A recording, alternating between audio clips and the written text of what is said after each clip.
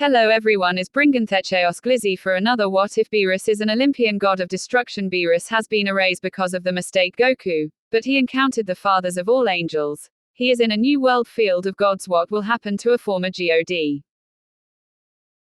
The Olympian god of destruction. Chapter 18, the Titanomachy 11. A little while later, atop Mount Olympus. Seeing that their little display and introduction to their new symbols of power was over with, Beerus's brothers, after chatting a bit amongst themselves and him about their boons from the Cyclopes, and being sure to thank them for their work, they had all dispersed. The others had too, and had effectively gone back to what they were doing before for the most part. Each of his sisters had congratulated him and his brothers on the gifted boons prior to that. Even Hera, who could see the benefit they could bring to them, even if it was clear from the look in her eyes that she was envious of what they'd gotten while she was left out.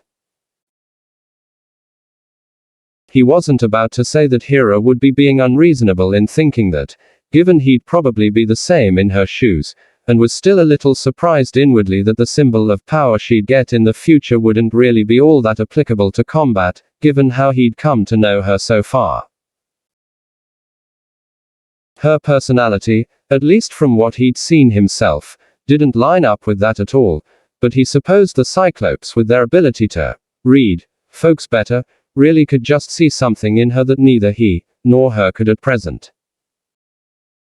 Deciding that he'd rather not have to be carrying around the sword all the time, Beerus had asked if there was a way to conceal it or something. Arges had been quick to reply that all he needed to do, given it was pretty much bound to him now, was to simply will it away, and it would disappear. The purple-haired god had done so, and just as Arges had said, the sword vanished completely, leaving the hand that had been holding it free. He hadn't even needed to ask for Arges to tell him that the reverse was true too, and he could simply will it right back into his grasp in an instant whenever he wanted to.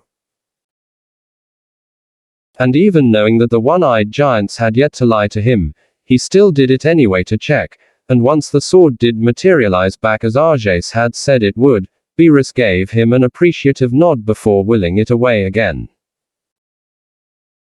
The trio being swift to take their leave via teleportation now that their reveal was over and done with, retreating back to the forge they'd made for themselves for now, from what Beerus could sense. So, are you still curious enough to hear about my little project, or would you prefer to give that weapon of yours a test first?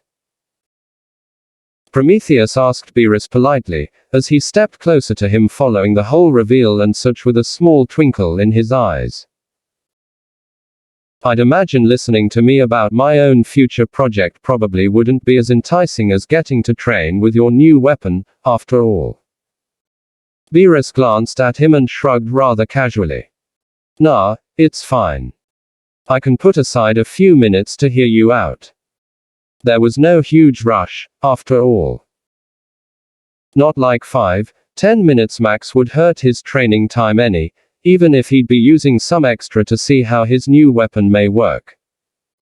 I won't deny that you still have me a little intrigued by it, after all. So, go ahead. Tell me about this small project of yours. Hey, well alright then. Prometheus smiled gladly, as he placed his hands on his hips. It's pretty simple, really. What I intend to do, is create a whole new kind of being. Or, well, my own proper version of them, anyway. So, you're trying to make your own version of something that already exists. Beerus rose a brow. What's the point in that? Well, the thing is, they weren't made by me, despite the fact that I was the one who came up with the idea. Kronos took that from me and decided to make them himself. Ah, so this just a way to stick it to him, then? By making a better version. Beerus gave an amused smirk, fully capable of understanding logic like that. Hey, not exactly. Prometheus chuckled, though there wasn't much humor behind it. Back then, I only had a rudimentary idea of how I should go about it, and in hindsight, I regret telling Kronos about it, as he just followed along with what I'd said and made him himself. To put it bluntly, the results were not good. Almost embarrassing, if I'm being honest. The second generation Titan explained, as his face cringed at what seemed like an unpleasant memory. HMPH. Were they that revolting to look at, or something? The soon-to-be god of destruction couldn't help but ask curiously, as his fists touched behind his back again. It's not that they were revolting to look at. Quite the opposite, actually. They all looked just as good as we do. The problem was, they were too close to how we are, without any of the negatives. Their lives were essentially perfect, in a way, from the very beginning. They knew nothing of effort, hard work, or sorrow like we could do. They knew nothing of things like responsibility or fulfillment either. All they knew was happiness and pleasure, the Titan of Foresight remarked while using air quotations with his fingers, making it clear just how seriously he should take those last few words. When they weren't lazing around all day doing nothing, that is. So, in other words, they are more of a nuisance than anything else. A complete waste of space. Not but were. Prometheus corrected him. Kronos was increasingly annoyed that none of them were worshipping him, and to a lesser extent his brothers, sisters, and nephew too. You see, it didn't matter to them that Kronos was the reason they existed at all. They didn't see a reason to do anything other than occasionally eat and drink what we did, and have sex with either each other, or with some nymphs that happened to be nearby. Outside that, they just lazed around, as I said, or wandered about in their little patch of paradise that they'd been put on aimlessly. Let me tell you, because of all this that had been granted to them since their creation, they ended up becoming quite the disrespectful and uncooperative bunch pretty fast. Eventually, Kronos had had enough of them not doing what he wanted them to. Seeing as he didn't want to openly admit he'd created something so botched and had to get rid of them, he instead isolated them from everyone else until they eventually died on their own, in a sense. In a sense. Beerus gave a confused look. Death, as I'm sure you know, isn't something possible for us. He stated matter-of-factly whilst folding his arms over his chest. Only lesser nymphs that have had the place their existence is tied to destroyed, or the select number of creatures that roam the lands or seas that we've come to call animals and fish, are capable of it. And when they die, they cease to be completely. For the beings Kronos created off of my incomplete idea though. No. They still technically exist.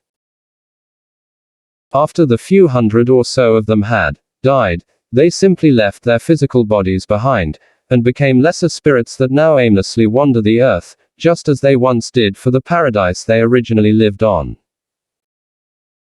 Now unable to truly interact with anything around them, making their existence as close to being truly gone as you can get, without actually being gone. The Titan elucidated thoroughly, before a scowl came over his features.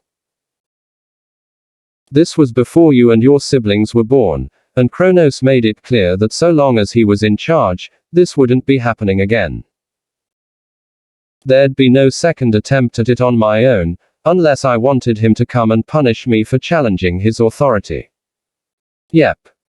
That sounds like something that bastard would do all right.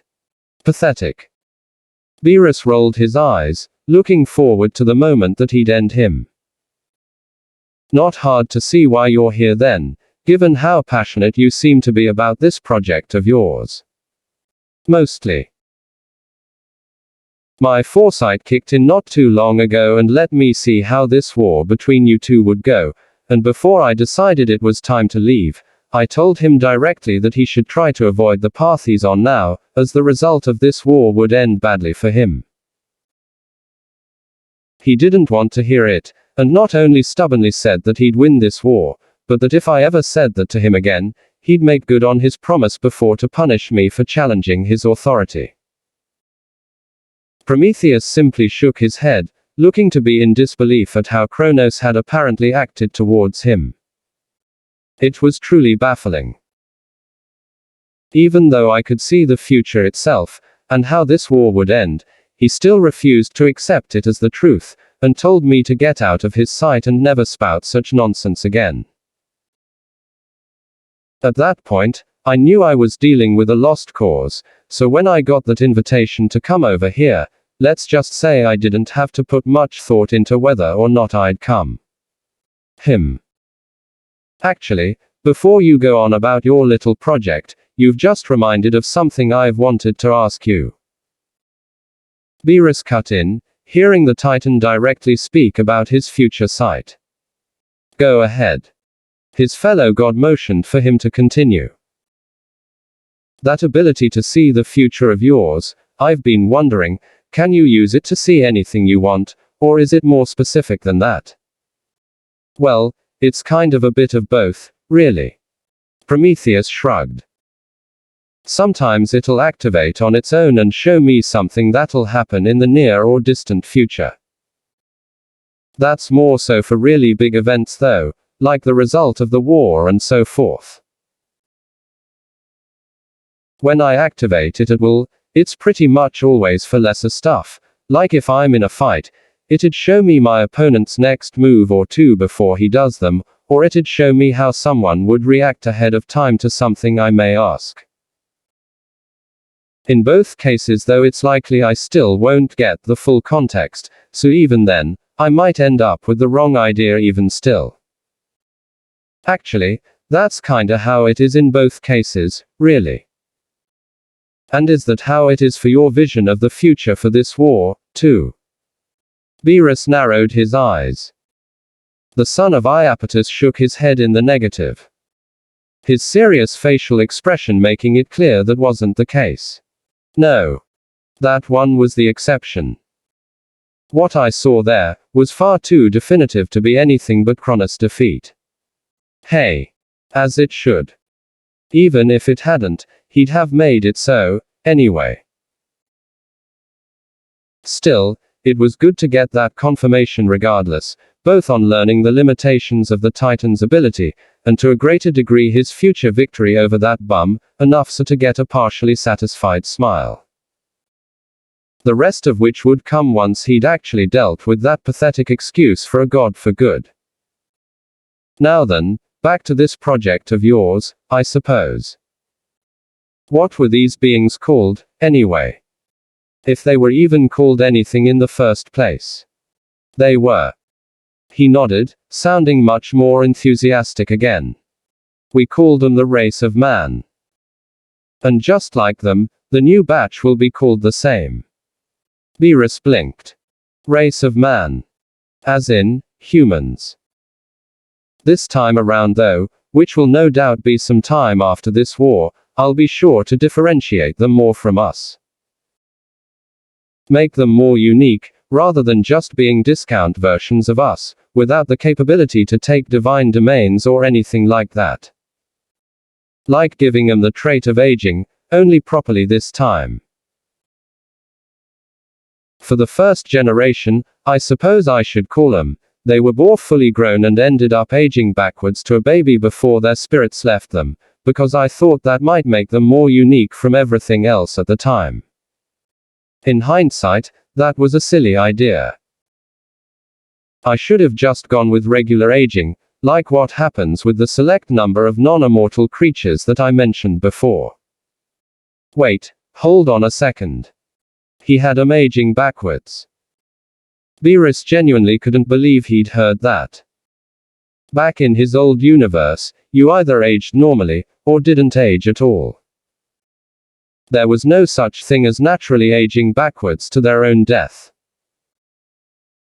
Aging in reverse wasn't a thing to his knowledge unless you got one of the angels to de-age you, for whatever reason, or wished for it on the Dragon Balls. Never in his eons of life had he heard of a race aging in reverse after being born fully grown, and dying of young age. That just sounded like an asinine idea from the beginning, for various reasons. Then again, the concept of aging was foreign to beings like them, and had to be invented, quite literally, for other lesser beings to have, quite like how it had been back in his old multiverse, just with the one here being far more recent, it seemed. In that case, he supposed it could be excused in as experimentation. One that had predictably been a bad idea, and was now scrapped for a superior option. I want them to be great, but flawed. They'll end up being quite inferior to us, but no less capable of surviving on their own, even with the mortality they'll have. To accomplish all this, I've come up with a whole new concept to be introduced for them, one that'll internally differentiate them from us on a fundamental level, and work on its own after the first of them have been born to keep the aging for the potential descendants in place without any further work from us. That, and give them their own proper way of being related to their future offspring, unlike us. Prometheus was practically grinning like a child about to get the latest toy, as he spoke. Beerus felt confusion once again at that last bit he'd said, but he wasn't quite prepared for what was about to be said next. Not in the slightest. This new concept that I'm bringing in for them, I like to call it DNA. Now, I won't bore you with what that stands for, or how I define it, just know that, Prometheus stopped speaking, gaining a confused and somewhat worried look, when he saw that Beerus's eyes had widened comically from what they were, and he seemed to have stilled in place, looking as stiff as a board in complete shock. What's the matter, Beerus? He asked, touching a hand on the younger god's shoulder when he didn't react to him initially. Are you okay? Why do you look so stunned? DNA.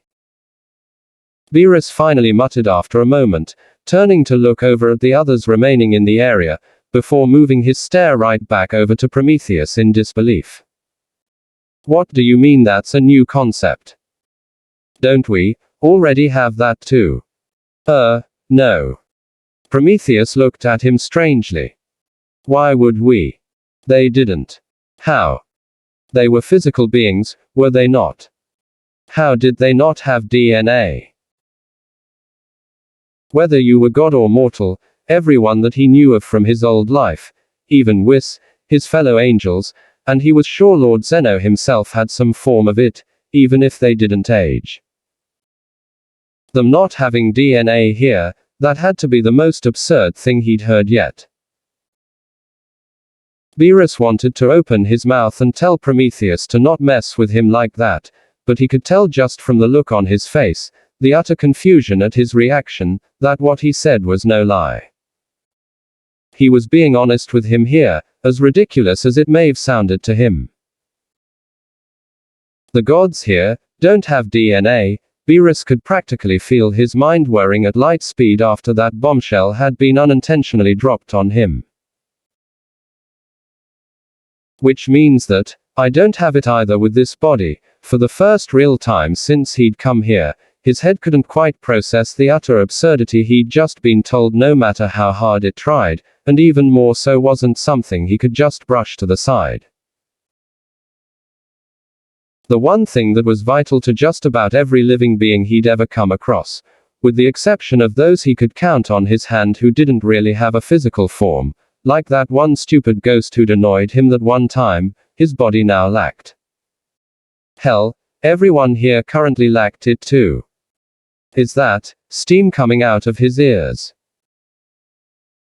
Prometheus' sweat dropped, not quite knowing how to react, as Beerus's brain seemed to shut down for a moment, with literal, and dare he say it, a downright comical amount of smoky steam pouring out from either ear.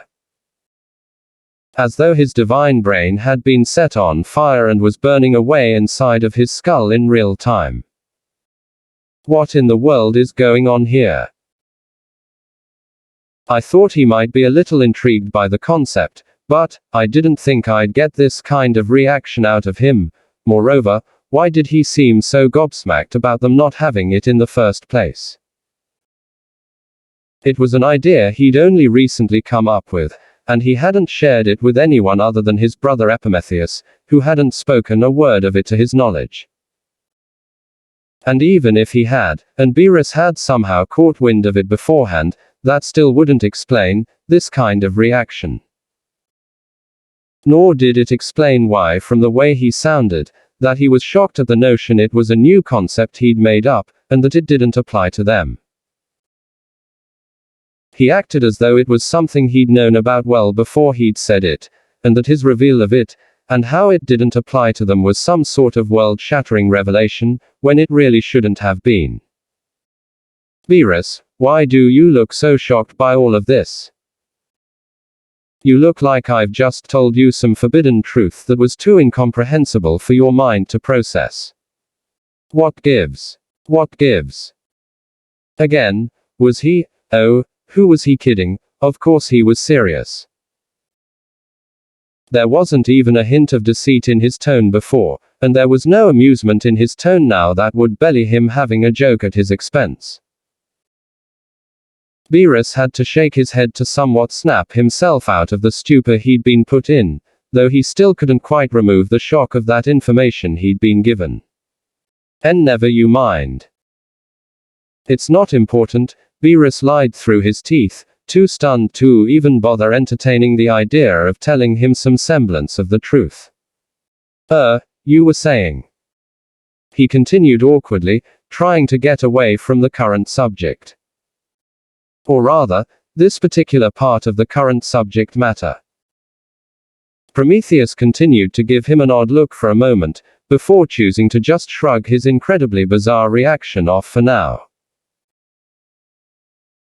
Using his foresight, he was able to tell that Beerus wouldn't be giving him an actual answer as to why he'd responded like that, and in all honesty, it didn't really impact anything, so there was no point on dwelling on it, even if it did make him curious.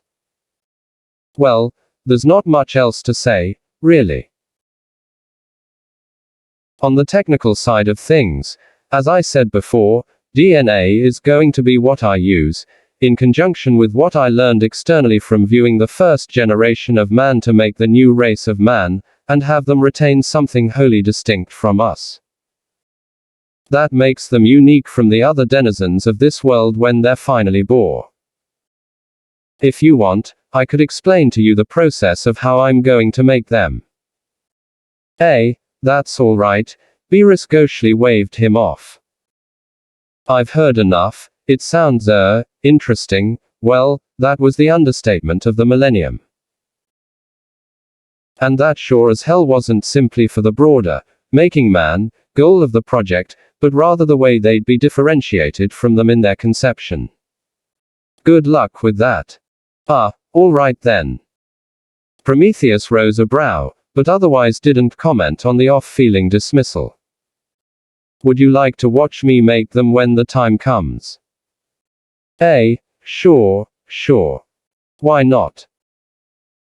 The former cat god replied with another wave of his hand, not entirely listening to what his fellow deity had asked, due to being more in his own thoughts at this point. I'll take my leave now, he finished, already walking off and away from Prometheus as he said this, not caring at all for how rude that may have been. Okay. The Titan just stared at his retreating back weirdly for a few seconds.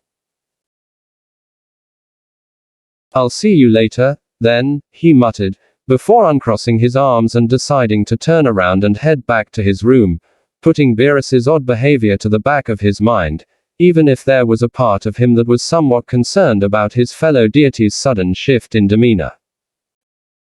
And all over the new concept he'd come up with to distinguish man from of all things. How very strange. Beerus, meanwhile, stopped just as he was about to reach the entrance of his palace, having walked off aimlessly before, and looked back around the room at everyone still in it, though mainly at his family. All as the full weight and meaning of what Prometheus had told him fell upon him. He and his siblings really didn't have DNA, as preposterous as that sounded. And while Beerus wouldn't claim to be some high-end scientist that studied stuff like this religiously or anything, he did know full well what that new concept Prometheus had spoke of was. And knew that with its absence, everything about how they were was far more confusing, and yet, at the same time, enlightening. His brothers and sisters, he and them were only truly related in the loosest sense, despite being born from the union of the same two people. His siblings and he could only be considered as siblings because of the fact they shared the same parents in this world. Inwardly, though, on a completely fundamental, biological level, due to none of them having DNA to tie them together, they held zero actual relation to each other, as asinine as that entire sentence sounded to him. Heck, because of the absence of DNA, they couldn't have been more removed from each other, even if they tried to be. They both were and weren't family at the same time. If this was the case, then he'd finally gotten his answer, he supposed. The answer to why his body reacted the way it did with his sister's actions, why his new mother and Gia had been encouraging that crap, and why no one seemed to care about the incest they were partaking in. He couldn't help but glance over almost instinctually at his younger sisters in particular for a small moment. Now that he knew none of them were related to one another on a technical level, it meant that what his mind had been repulsed by, which was the fact that his body got aroused by Hera's and Demeter's earlier antics, as well as the other incestuous shit going on around him, was pointless. On every conceivable level with that new piece of context Prometheus had given him, his repulsion didn't make sense anymore, and by this universe's standards, would be considered illogical. And not to mention that his reaction toward Hera's kiss, ripping his own cock off out of disgust at his body, even if it regenerated almost as fast as he'd taken it off, was in retrospect, a laughably over-the-top reaction in context. All this incestuous stuff he'd been disturbed by, now that he knew the full picture, wasn't even incestuous at all. Incest implied a familial, biological connection between one another, which no one in this world really had, or would have, until Prometheus put his pet project into effect. Incest, as hilarious as it sounded, with what had just been dropped on him, in itself, wouldn't even be a concept until the second generation of humans' children came about, or perhaps even further on than that. Seriously, what kind of wacky physiology did they all have? This new world of his really did enjoy finding new ways to make his mind bend around in on itself, like one of those fine planet Earth cuisines called pretzels, didn't it? What else could be used to explain a world that had logic that spit in the face of his old one so jarringly, and really seemed to love rubbing it in his face every chance it got? Because right now, he sure as shit couldn't think of any. I need to start training, Beerus decided, doing his best to push that bombshell he'd just been given to the side for the moment, and put his focus on something he'd much prefer right now. Turning back again, he quickly made his way out of the palace and towards where the dummy gear had made for him had been set up on a further end of the courtyard. Thankfully, without anyone, especially his siblings, choosing to interrupt him. That was one distraction, given what he'd just found out, that he didn't really need at present. That of course didn't mean there weren't quite a few nymphs and other lesser deities watching him as he got up to it, but he didn't mind that. So long as they didn't come over and annoy him, they could spectate however much they liked.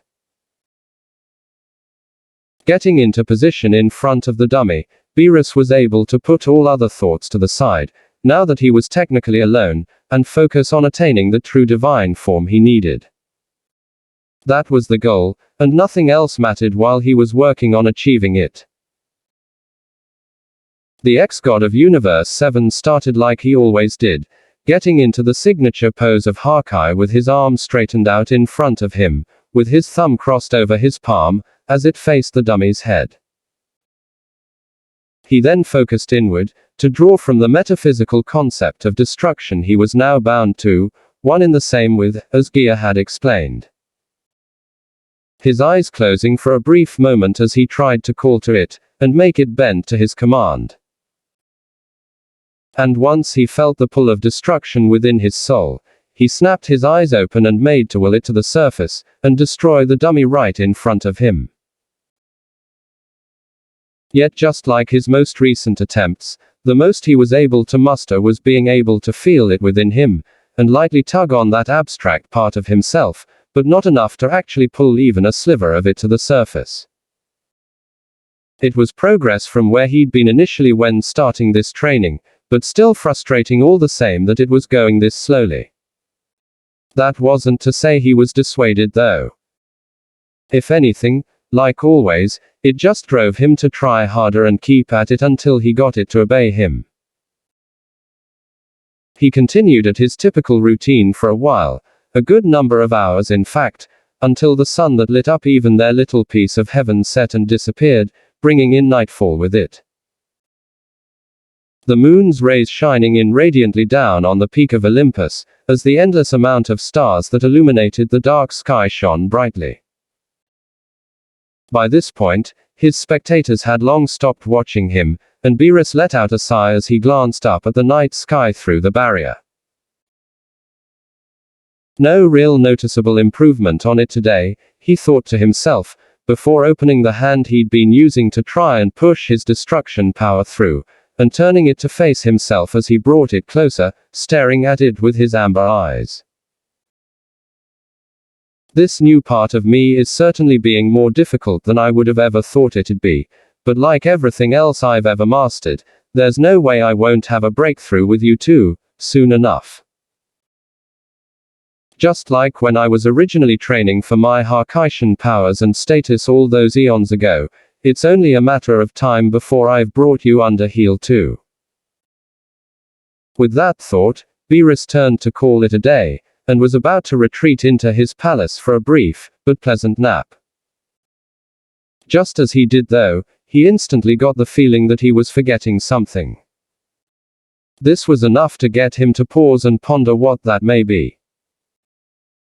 Suffice to say, it didn't take long for him to remember, and he almost felt like face-palming once he recalled it. Ah, that's right. The bloody sword the Cyclops gave me.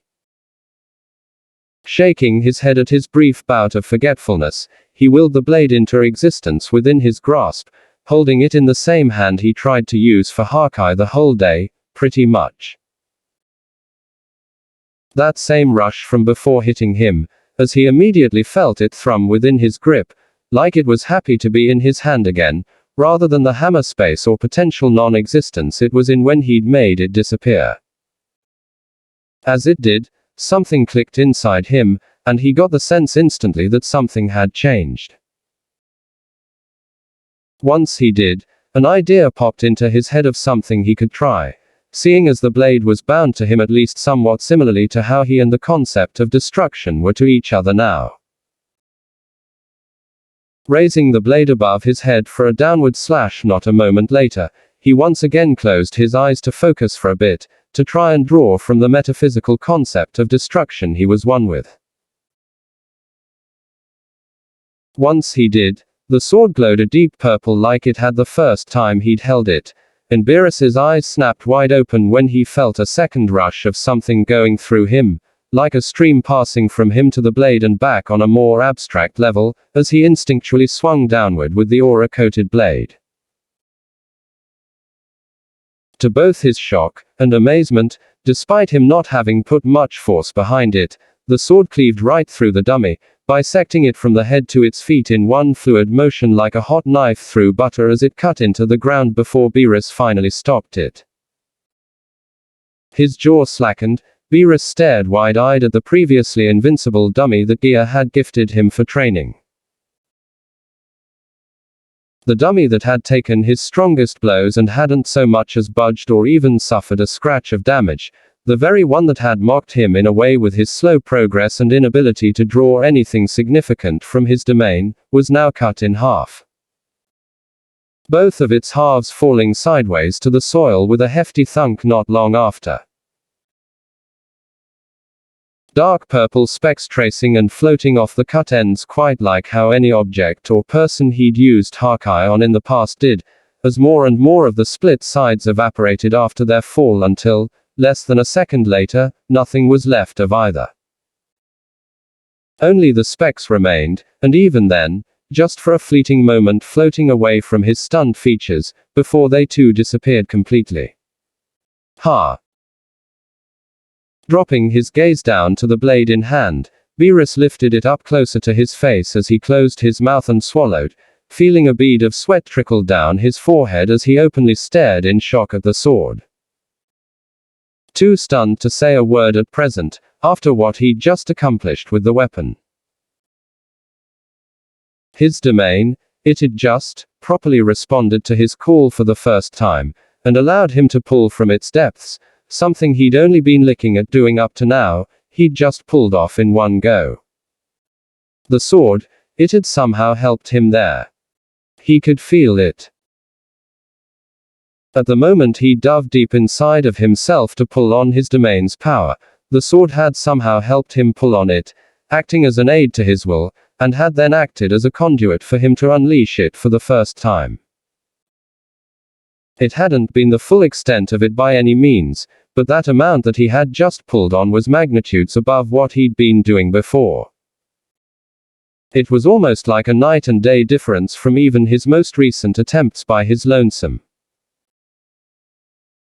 Hey, I finally destroyed that blasted thing, even if it was with the weapon's help, seeing as it was bound to him anyway. Beerus couldn't help the very pleased smile that came over his face as the shock wore off. A small laugh of triumph ripping through him as he glanced down at where the feet of that magic-enhanced structure had been. The once unblemished dummy, a state it was always in even after his best efforts, was now utterly destroyed to the point that nothing, not even the magic from Gia herself that had been with it, was there anymore. Progress. Regardless of how or why, he could see solid progress now, and not just the painfully slow bits of it he'd been slogging for before. Sure, he'd prefer to be able to do something like that without the sword, but just seeing his domain of destruction genuinely in use for the first time under his own conscious demand felt good. And speaking of the sword, Beerus' smile reflected back in the blade's surface as he raised it up frontways by his face, feeling a well-up of pleasure that was matched, and then amplified by the weapon in his hand. Just like it had seemingly amplified his current lackluster ability to draw on his domain and bring some of it to the fore. Well now, it looks like you'll be quite the useful little tool, indeed. The weapon all but purred in response to him again, like it was a sentient creature that loved its master's praise.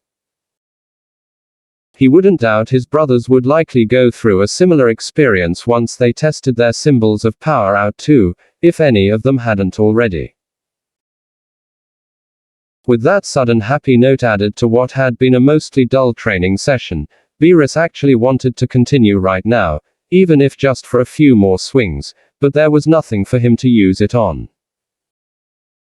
Well, there was, but he wasn't about to portray himself as a tyrant by using some of the folks camping out in the courtyard as targets. There'd be too much hassle caused if he did something like that. He could just get in contact with Gia once morning came and get her to make him some new dummies to test his weapon, and by extension, his domain on. Or perhaps even get the Cyclopes to make him some, since they were master craftsmen. Either one would do. Regardless though, he got the feeling his current mentor would be quite surprised to hear he'd erased her dummy so soon, if she hadn't already felt the magic she'd placed on it vanishing just there outside of her will.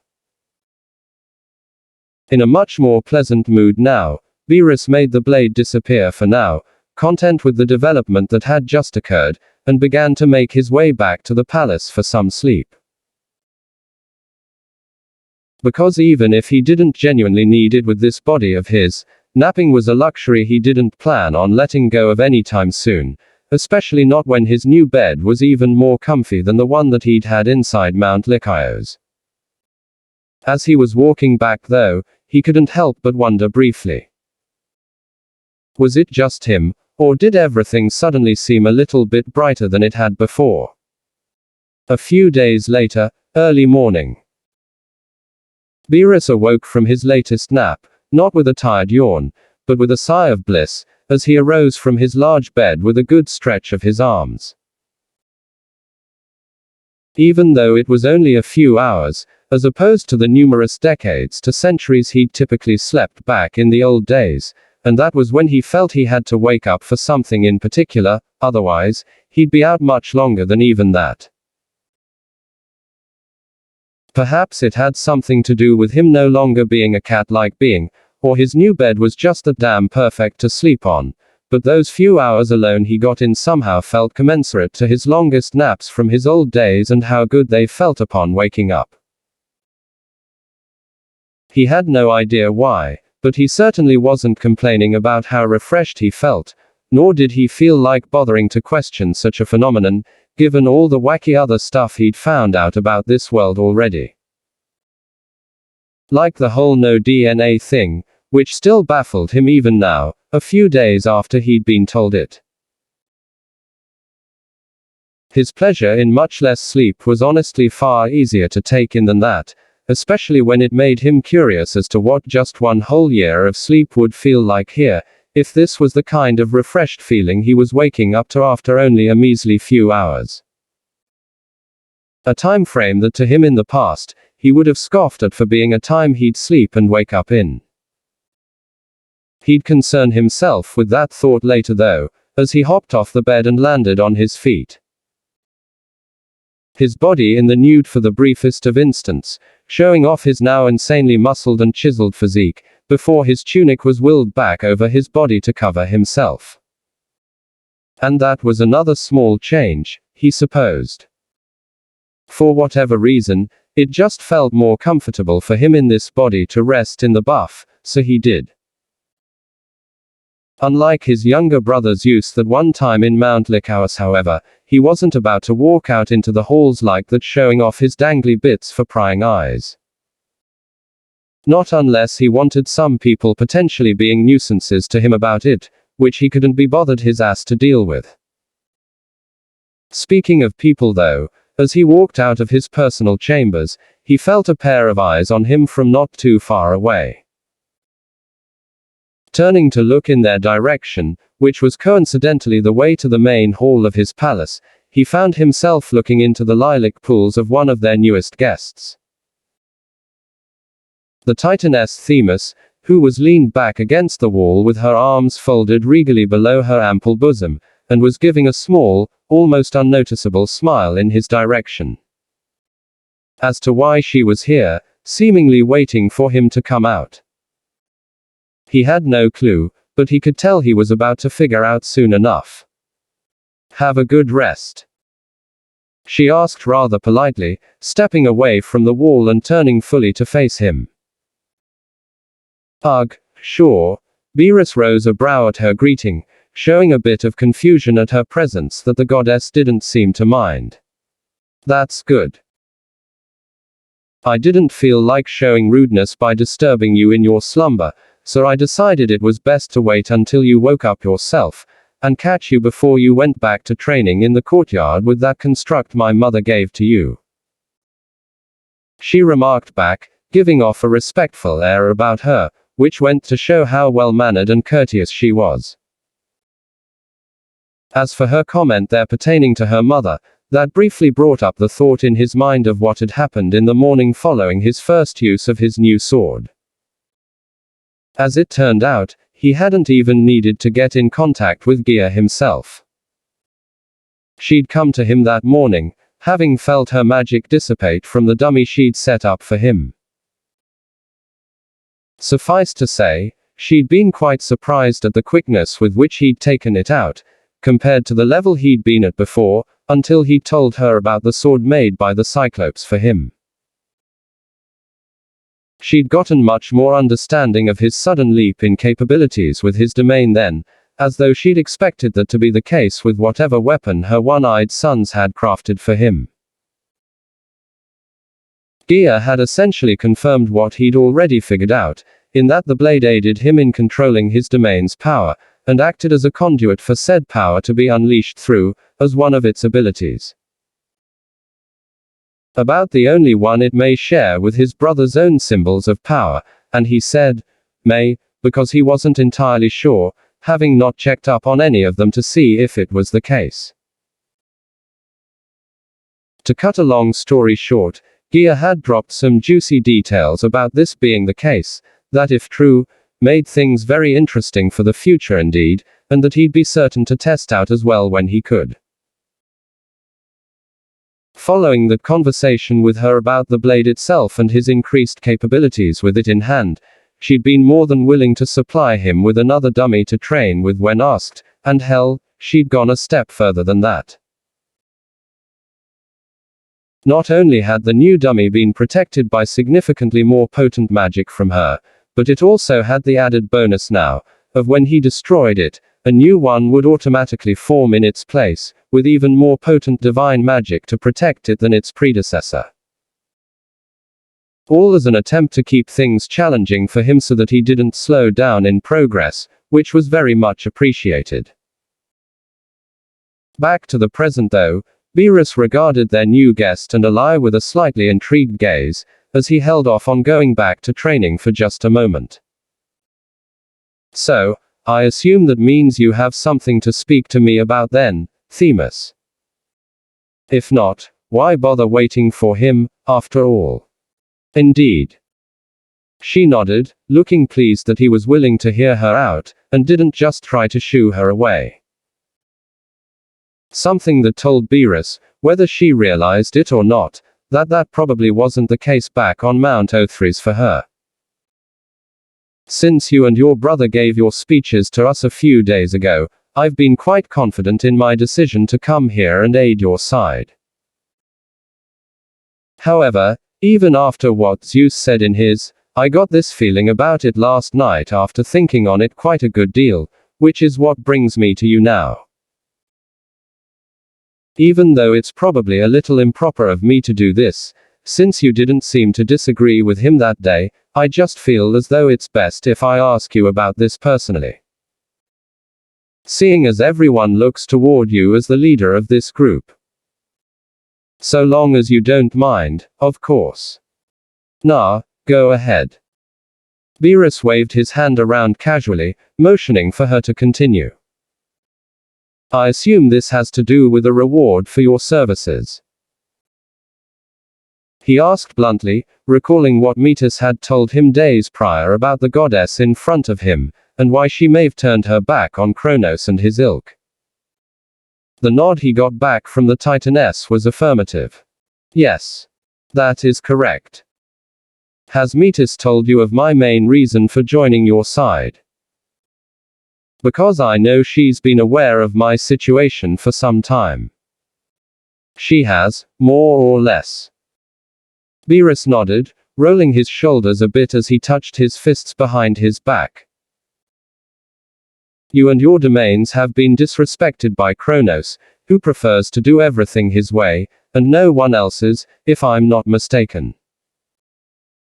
Yes, that has unfortunately been the case since he took the position of king of the universe from our father. The woman frowned almost as imperceptibly as she'd smiled, but there was no hiding the hint of resentment in her tone for it, as she continued. He didn't like anyone telling him how things should and shouldn't be done, even if they did so in a form of polite and good counsel, like I tried to do. For far longer than I reasonably should have, given he never gave me any sort of respect or consideration when it came to my ideas of governance, even though I was doing it to help him, and by extension, the rest of the world itself with a cohesive form of law and order. Those which are my natural domains, as I'm sure you know. Yes, he did. And another nod of his head confirmed this to her.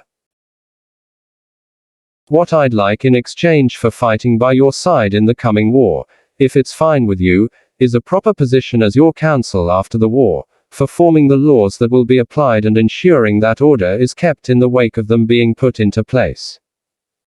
She explained clearly and succinctly, being sure to keep her tone pleasant, and not overly demanding.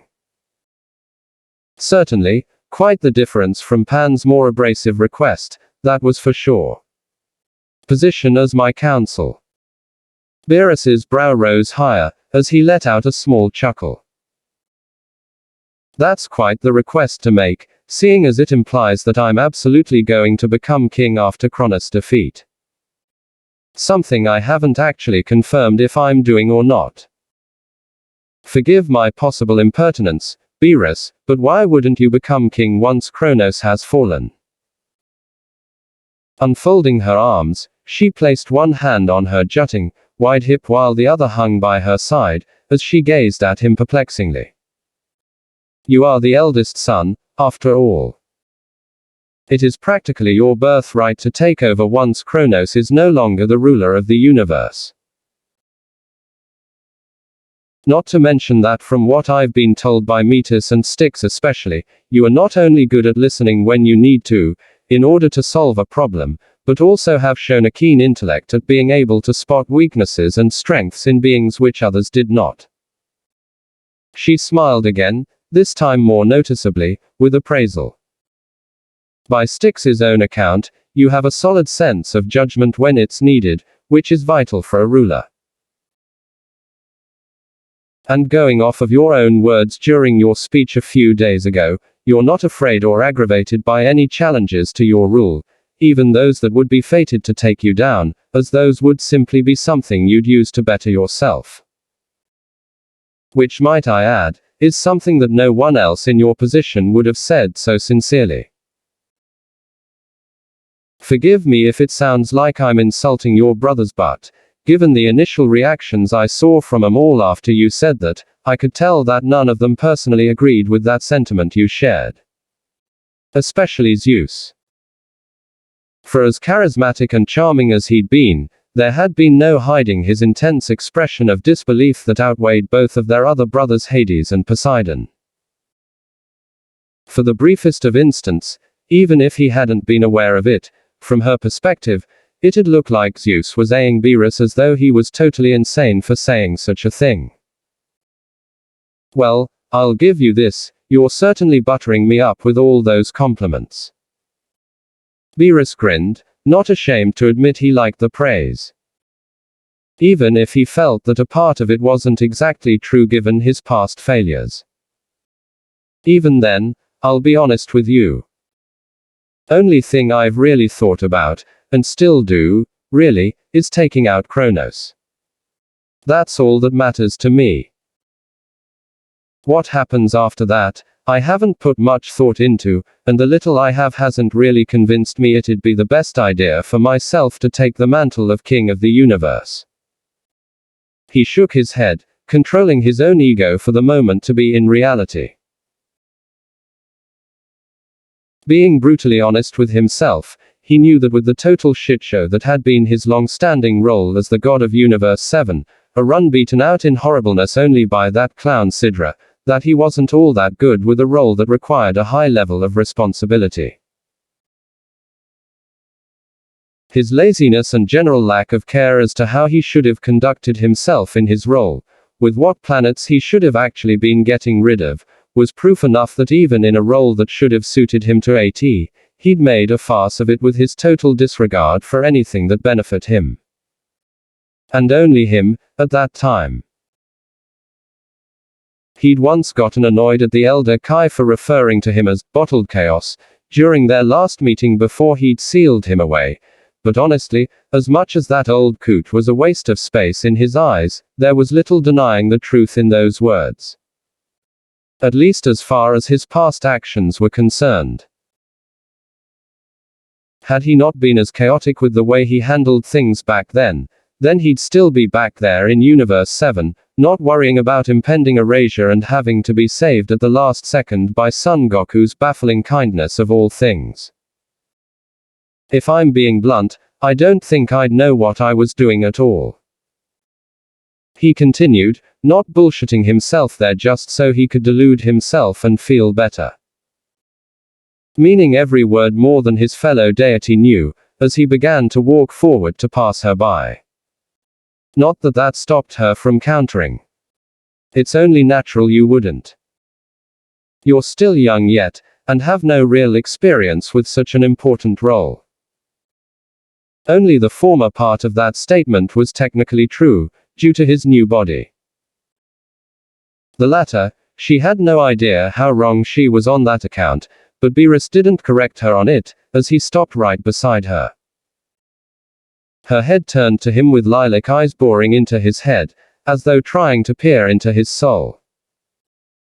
Her gaze more assertive than it had been prior, but maintaining a respectful desire to aid him. That is of no issue, Beerus. Trust me, as your counsel, I will assist you in every way I can to help you understand anything you may be unsure of. Law and order are my domains, in case you forgot. And not to stroke my own ego, but I doubt there'd be anyone better to guide you in the right direction, in that regard. Provided you're willing to let me, of course. She does have a point there. A part of Beerus almost felt like slapping himself for not recognizing how useful she'd be for making and maintaining laws earlier when he'd first thought about becoming king.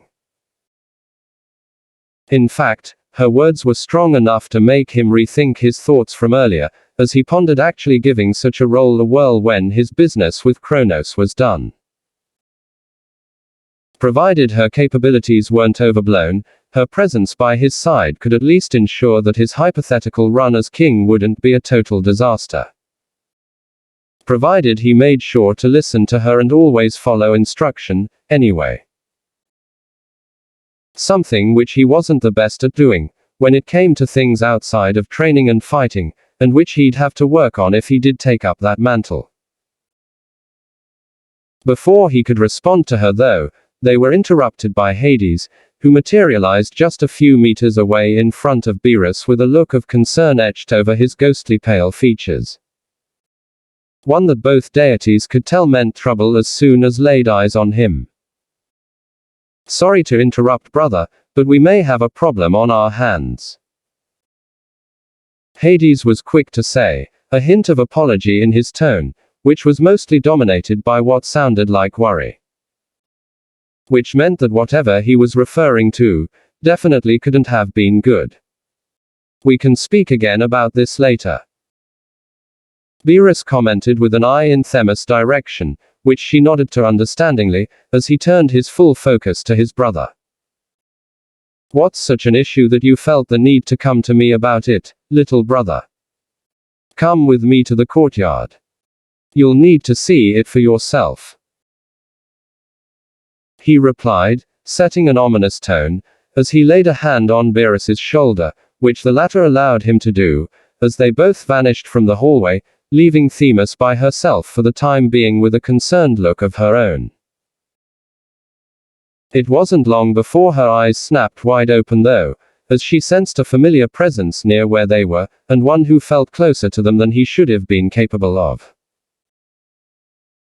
Meanwhile, outside the palace, Hades and Beerus reappeared by the bottom of the steps leading up to it, and as soon as they did, Beerus almost had to shield his eyes from just how bloody bright everything suddenly was. He'd thought it was brighter than usual a few days ago, and had been since, in the back of his mind, but now it was somehow far stronger in luminosity than it had been before as the entire courtyard was lit up with illuminating light.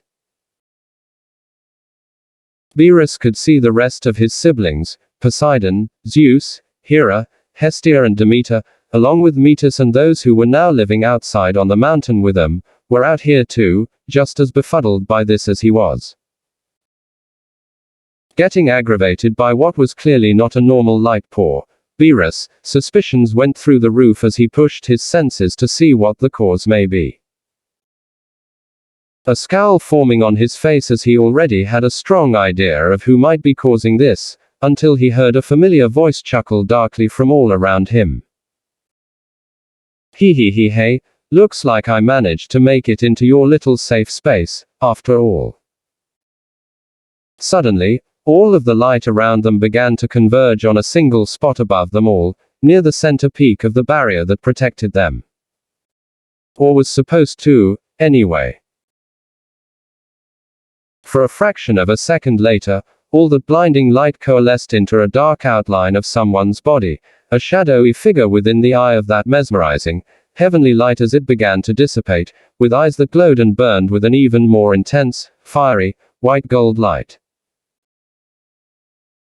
A face-splitting smile that promised nothing but pain etched onto the figure's face, as their form became much more recognizable, and their chuckles slowly morphed into cackles of dark glee that sent a sense of foreboding. Beerus's scowl deepened once he saw who it was, glaring up at the being that definitely shouldn't have been able to get in here. Suddenly feeling his aggravation spike immensely at this particular titan's presence. You again. Hyperion glared right back down at Beerus from his position floating above him. The long, bright red cloth that swirled around his otherwise nude form glowing so strongly alongside his body with a fiery bright aura, that it looked as if it was an ethereal flame flowing around him. Oh, you better believe it's me, you little shit. He cackled once more, though it was impossible to miss the vitriol in his voice, as he regarded the smaller, purple-haired god beneath him. How in the world did he even get in here? Beerus heard Hera shout out in both shock and alarm. I thought those damn cyclopes told us this place was supposed to be secure. Evidently, those three ugly brothers of mine underestimated what I'm capable of, wench.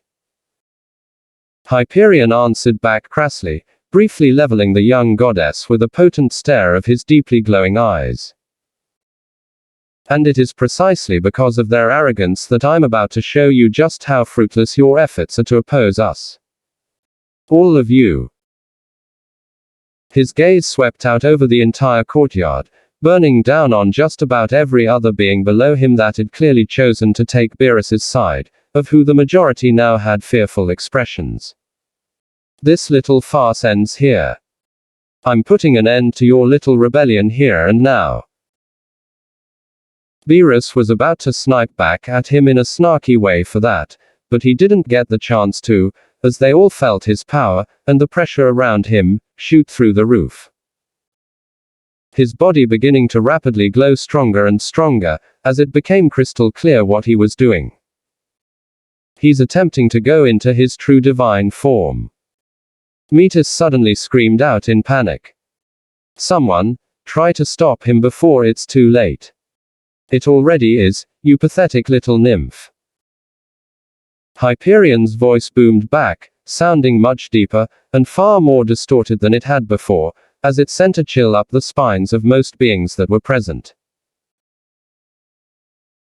And it was then, that a truly blinding light encompassed everyone's vision, even Beerus's, forcing them to either shield or close their eyes as Hyperion's bone-chilling laughter resonated throughout the courtyard, seemingly coming from everywhere and nowhere at once.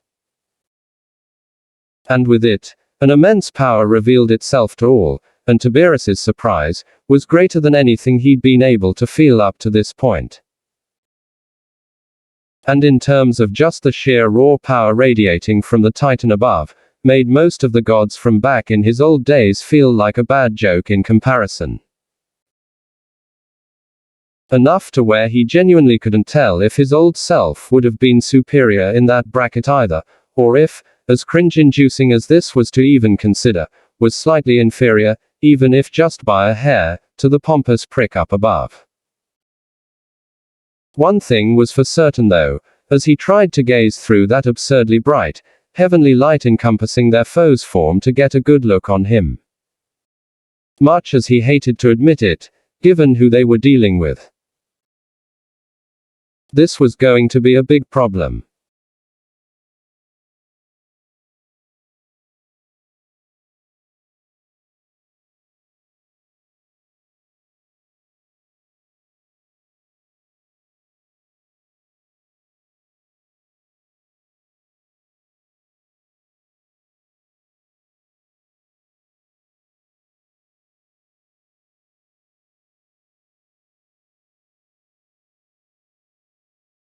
The Olympian god of destruction.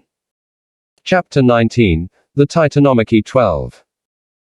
It was impossible to deny the holy radiance that emitted from Hyperion's every pore, following his ascension.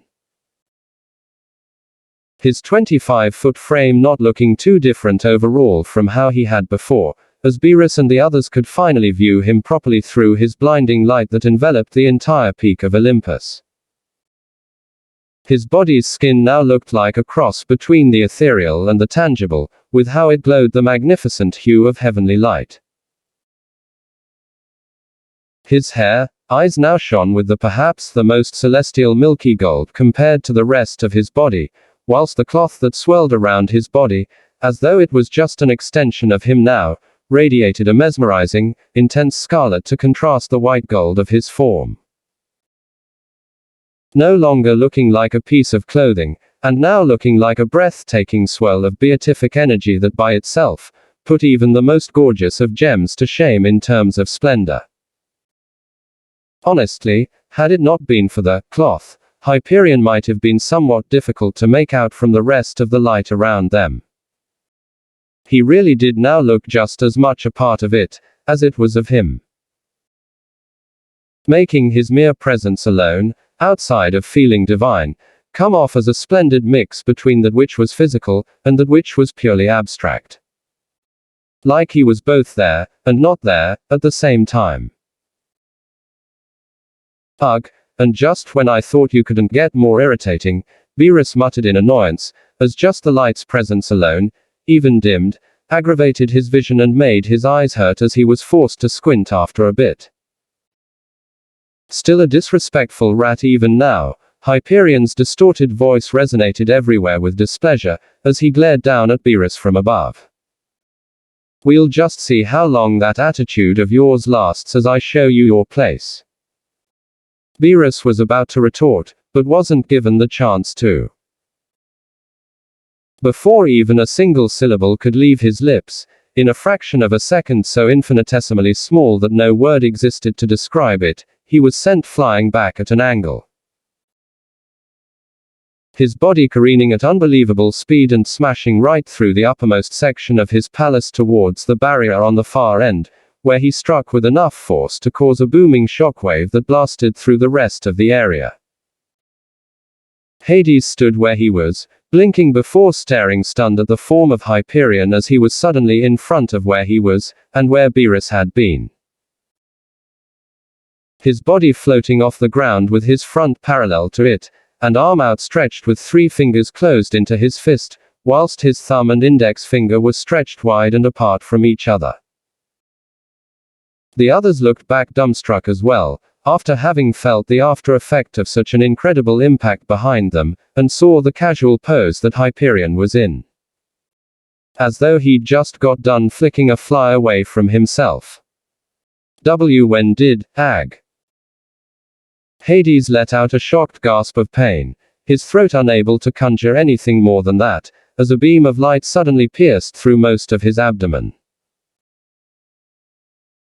The instantaneous feeling of having his divine flesh vaporized hitting him too quickly for him to properly register at first, until he managed to glance down for a tiny moment, and see the enormous, gaping hole that had been drilled through him from front to back.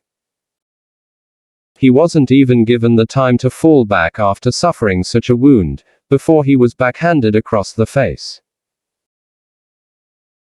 The force of the casual blow breaking and sending multiple teeth out from his ichor-spitting gob, almost crushing the left half of his head as he was sent hurtling away to the side, colliding with the barrier an instant later with just as much force as Beerus had, if not more. Shit. I didn't even see him move, and he's already sent my eldest brothers flying away effortlessly. Zeus thought to himself, barely able to register what had just happened before his eyes, due to the quickness with which it did. The youngest of the brothers didn't get a chance to think much on that, before something blasted forth past the rubble. That part of the palace had been reduced to like a comet and rushed toward Hyperion.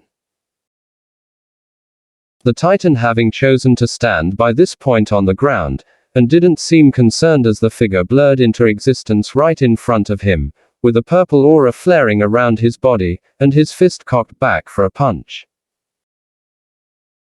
Letting out a battle cry, Beerus, whose face was still messed up somewhat from the flick he'd been given, with ichor spilling from his crushed nose, thrust his fist forward with all the power he could muster currently.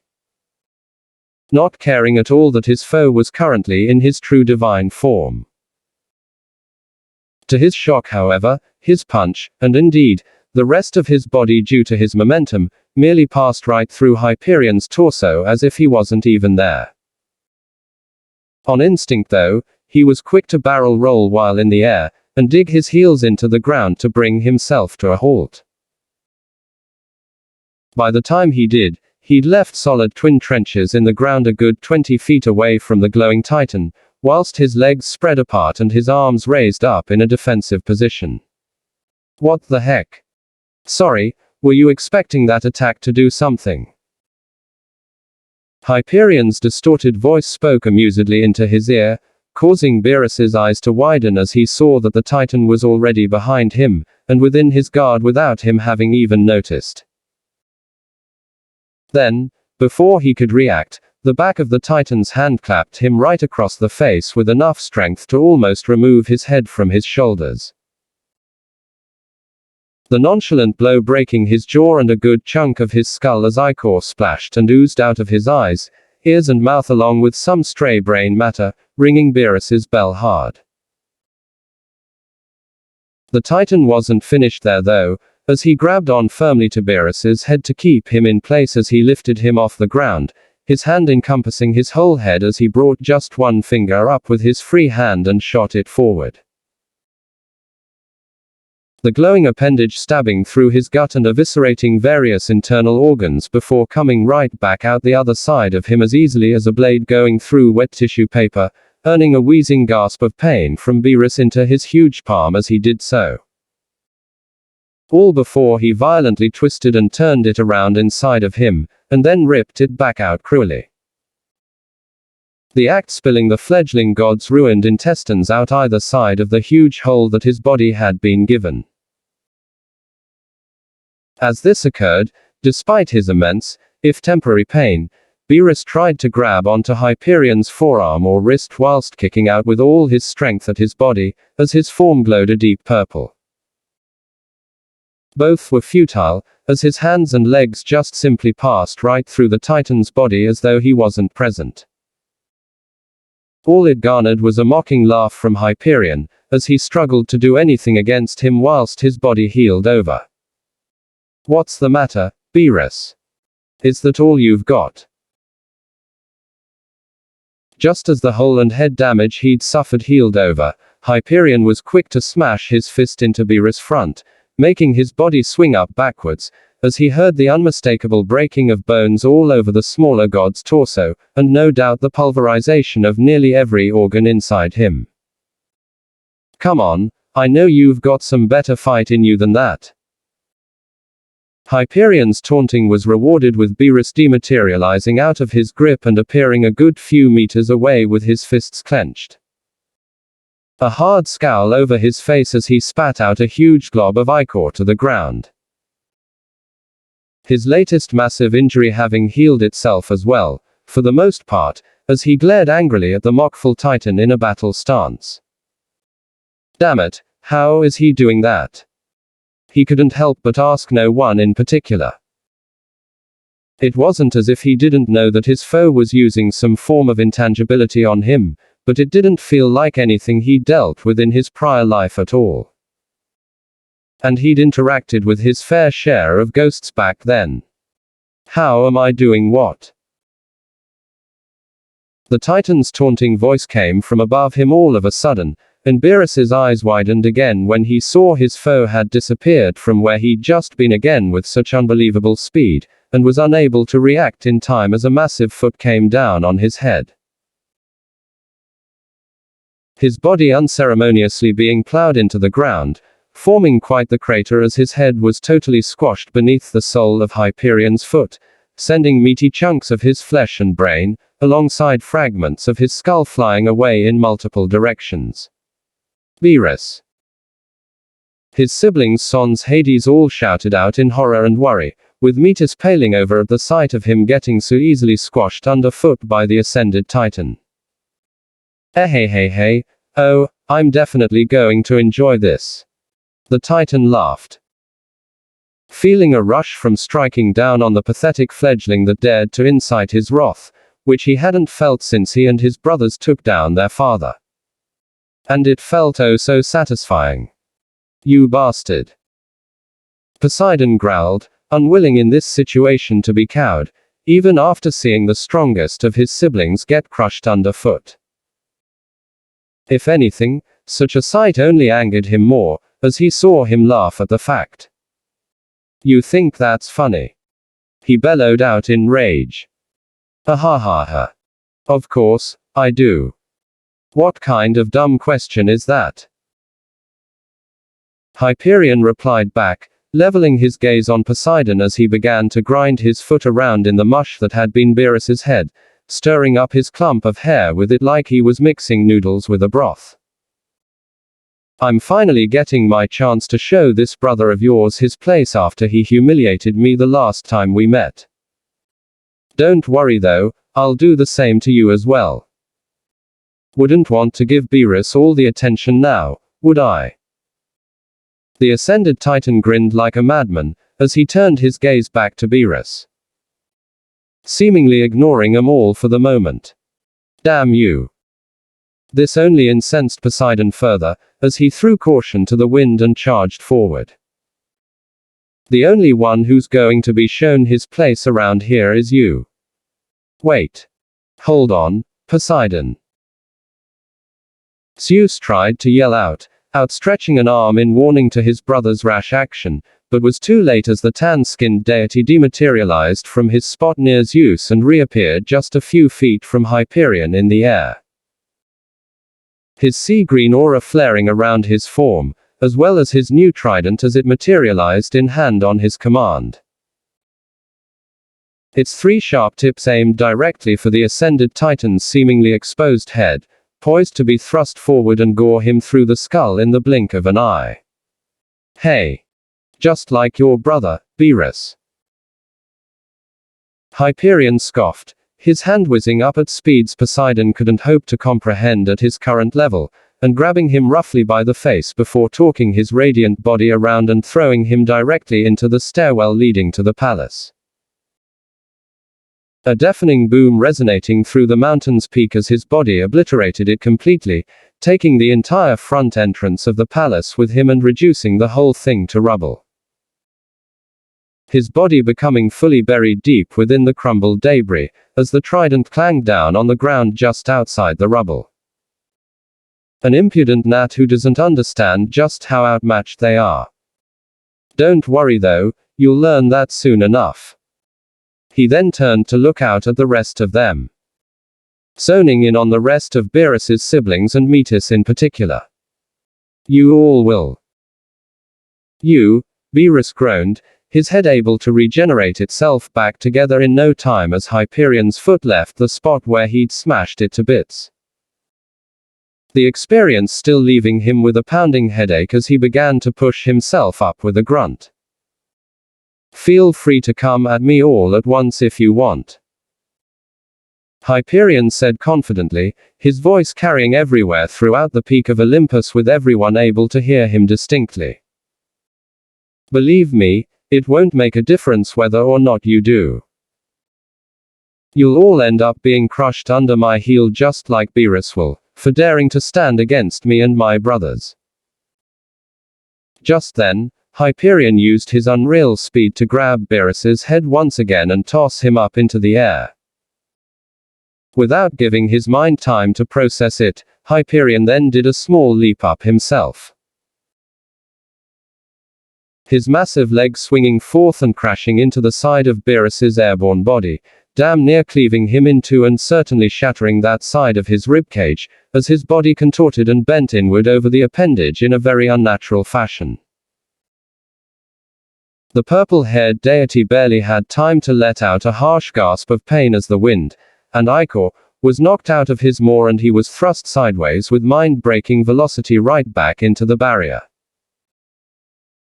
His body slamming hard into it with a brutal crunch that echoed over the shockwave that burst forth from his second collision near the same spot where Hades had been sent. Actually, you know what? The Titan smiled over at the remaining deities that had been on his radar since they busted out of Mount O3's. Since the rest of seem keen on just standing there dumbstruck, I'm not even going to bother waiting for you worthless weaklings to attack me. His form then vanished from sight, and before their minds could process anything, Zeus was coughing up golden blood in shock as a now down-sized Hyperion roughly his height whizzed into 4 inches away from his front with his glowing fist punched straight out through his back.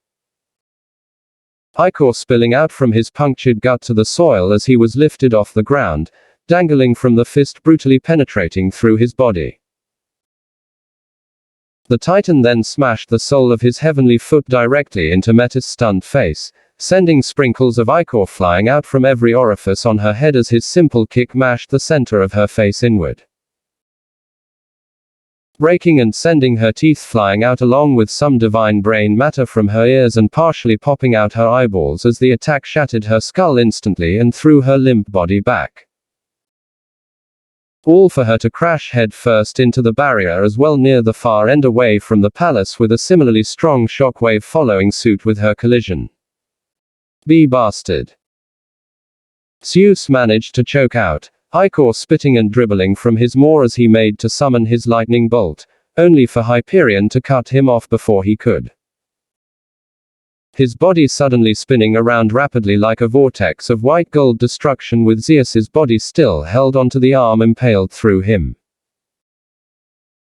A fraction of a second later he savagely sent the silver-haired deity hurtling away at a high angle, where his body too, collided viciously with the sturdy, magical barrier. So viciously in fact, that the rest of his remaining body, before it could have even had a chance to heal, was reduced to bloody mush and bits that clung to the barrier following contact with it. A small rain of golden blood falling back to the ground from where the mushy remains of his body clung to, before he healed back from it, of course. Not that Hyperion cared for when he did in the next moment or so. Not like he'd be able to do anything to him anyway when he did, so it wasn't worth thinking about in his eyes. Oh no, brothers, meet us. Hestia's worry shot through the roof after seeing this, looking over at the spots where each of her brothers, and her brother's consort had been sent packing to with the greatest of ease. Her deeply concerned expression for her siblings and Metis' well-being mixed in with increasing fear as she felt the overwhelming power coming from their Titan adversary. And she wasn't the only one when it came to the latter. Pretty much all of their new allies in the courtyard, as well as her sisters, despite the best attempts to hide it, weren't faring much better than her in that regard. HMPH. You think it's bad now? I've only just gotten started. Hyperion remarked with some glee in his tone, now suddenly right in front of Hestia, and grabbing onto her neck as he hoisted her into the air. His grip strong enough around the neck to make her choke a little, as like her twin had done, she tried, and failed, to get a grip on his arm in the vain hopes of getting his hand off of her. Both of her hands just slipping through his forearm as if he wasn't even there, literally holding her up and choking her right now. Trust me, little fledgling. I haven't even gotten warmed up yet. Grr. Let go of my sister, you arrogant prick. Hera screamed with fury, shunting down that brief bout of fear that had passed over her, alongside the horror that came over her seeing her brothers, especially Beerus, be so easily disposed of as she burst forward with all the speed she could muster. Momentarily forgetting what had happened when Beerus had tried to strike him as her body morphed into a tigress and leapt for him with her fangs bared. A move that got her nowhere, predictably, as Hyperion, without even looking at her initially, grabbed her neck right as she was less than a foot away, and gripped on tight. A pulse going out from his ascended body throughout the entire mountain peak, and before Hera knew it, she was back in her normal form, choking even more than her older sister was from his vice-like hold. The Titan then chuckled, with his gaze shifting over to Hera, as he held them both firmly in his hands. You call me arrogant, and yet you were the one who was stupid enough to charge me like that without having a true divine form of your own. I suppose your brother Beerus's stupidity must be a common trait amongst all of you. He sneered, having already seen Demeter attempting to charge him whilst she thought he was distracted. He was quick to counter by swiping his foot out in a low arc and taking her off her feet. Then before she could even think of recovering, his same foot flashed into existence above her falling frame, and slammed down on her midsection. A crater forming beneath her in the shape of her body when she struck down, as her ribcage was broken immediately, and her body was pinned beneath his foot. A harsh cough springing from her throat as ichor-infused spittle launched from her maw, and dripped out over her chin and chest. See what I mean? He taunted the trio, now that he had all three in his metaphorical and literal grasp without a hint of true effort. He then let out a hum of approval, as he took the time to look all three of them up and down. I'll give you this though. What you all lack in intelligence, you certainly make up for in beauty. All three of you are a cut above the nymphs that me, my brothers and nephew tend to bed in our spare time. Especially you. Hyperion said, while looking directly at Hera. Your two sisters are definitely up to par with even my most attractive sisters, including my wife.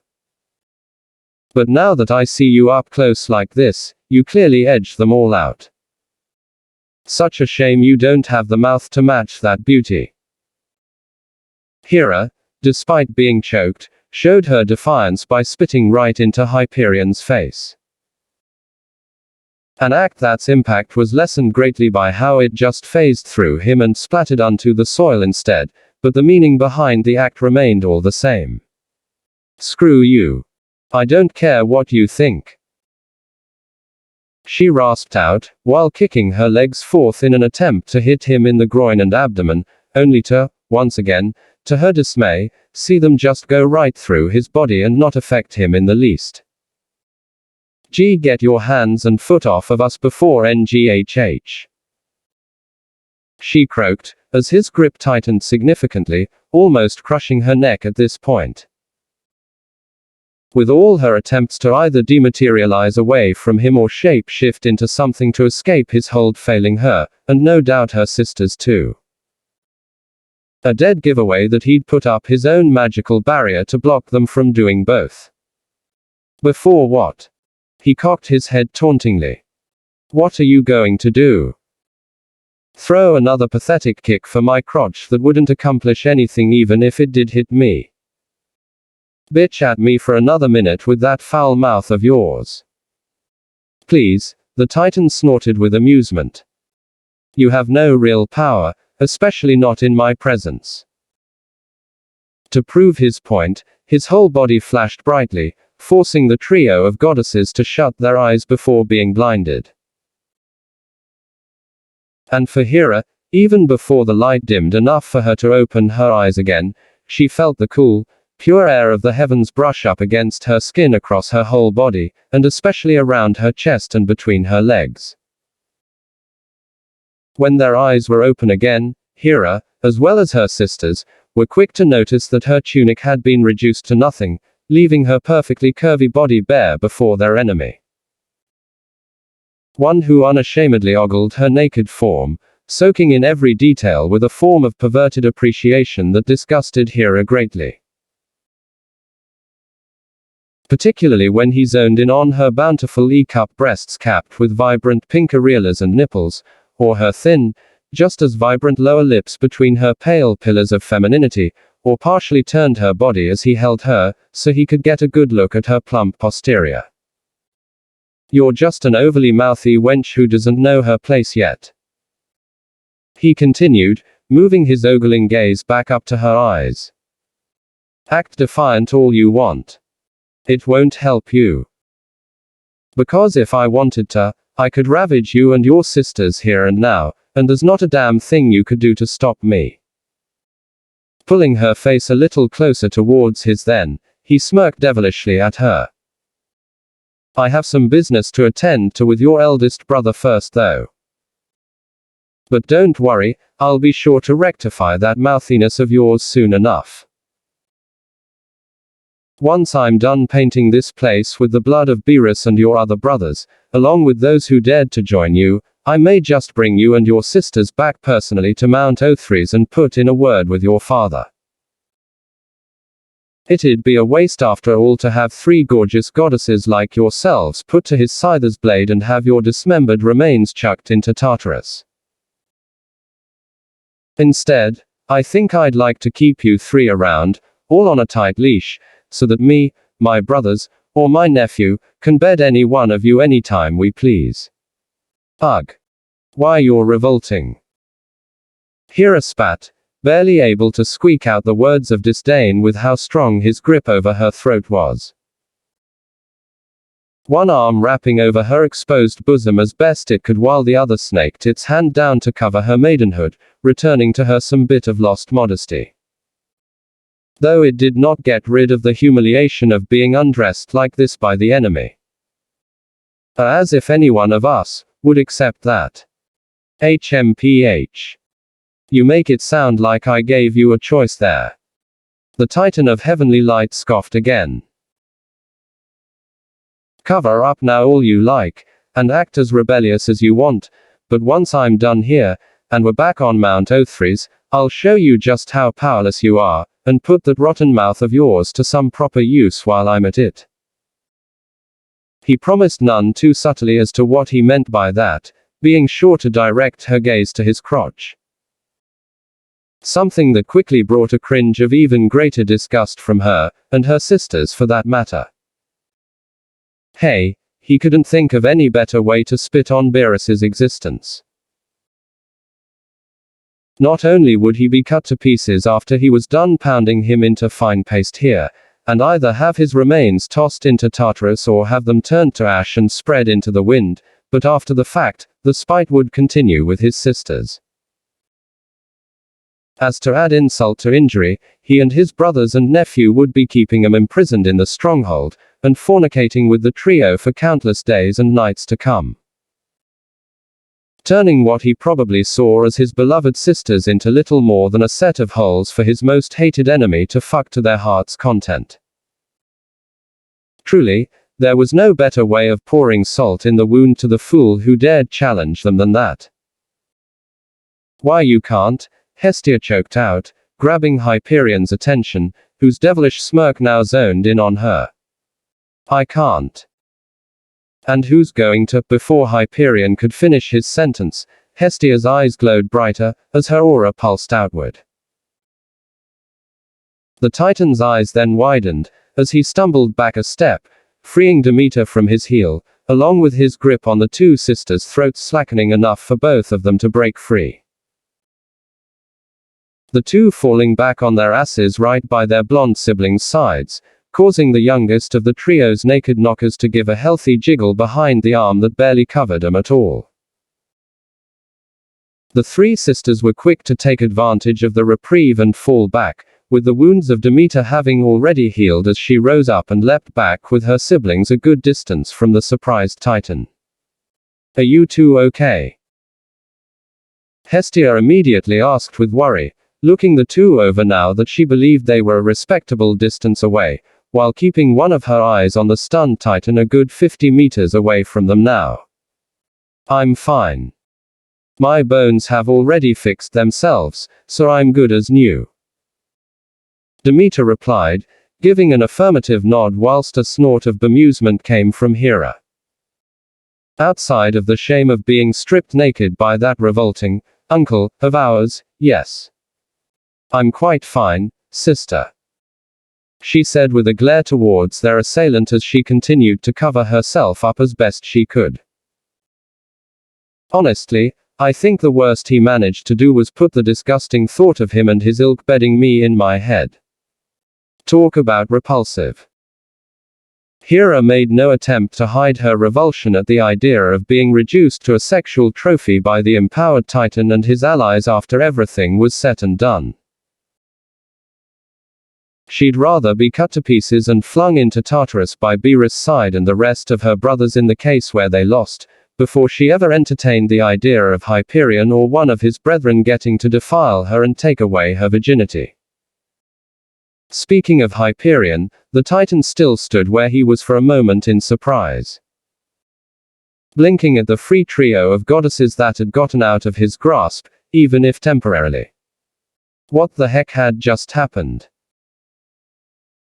One moment, he had a firm hold of them all, with no chance to break free unless he allowed, and then the next, even if just for the briefest of periods, it was like he'd just spontaneously lost some of the will to hold them in place.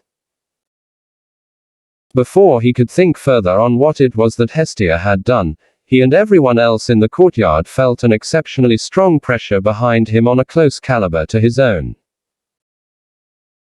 It was his swift ability to sense the sudden and extreme spike in power behind him that had Hyperion phasing out of existence just as a grayish-white glowing foot nearly decapitated him with a roundhouse kick. One that sent a ludicrously powerful shockwave billowing out from the extended appendage. TSK. Looks like he dodged.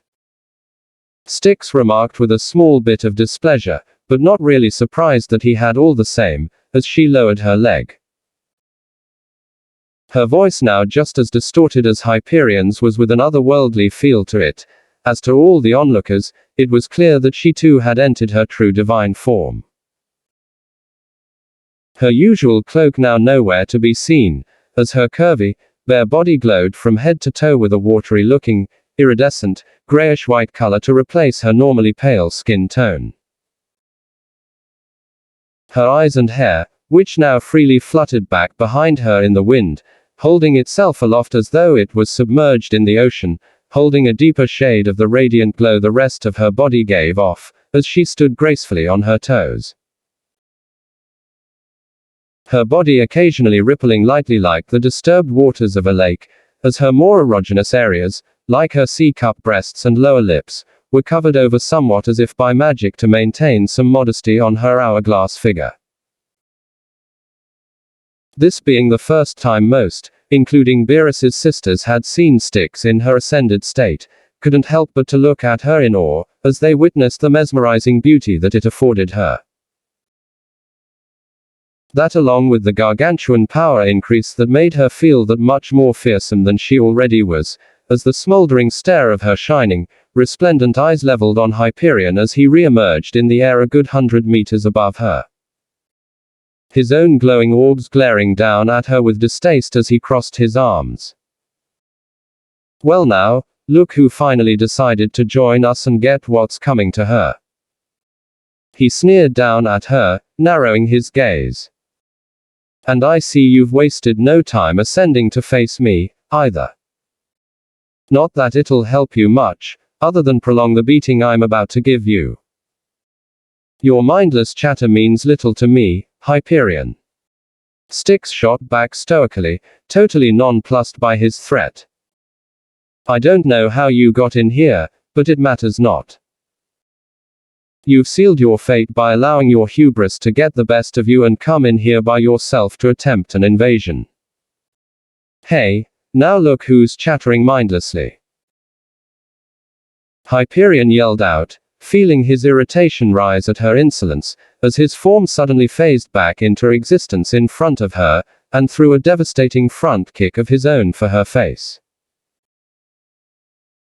something which the Oceanid was able to block just in the nick of time by raising her arms up in an X formation, though the blow still pushed her back, along with ripping apart a massive chunk of the courtyard behind her several feet deep, with various pieces of debris flying up and away in multiple directions as she held her ground.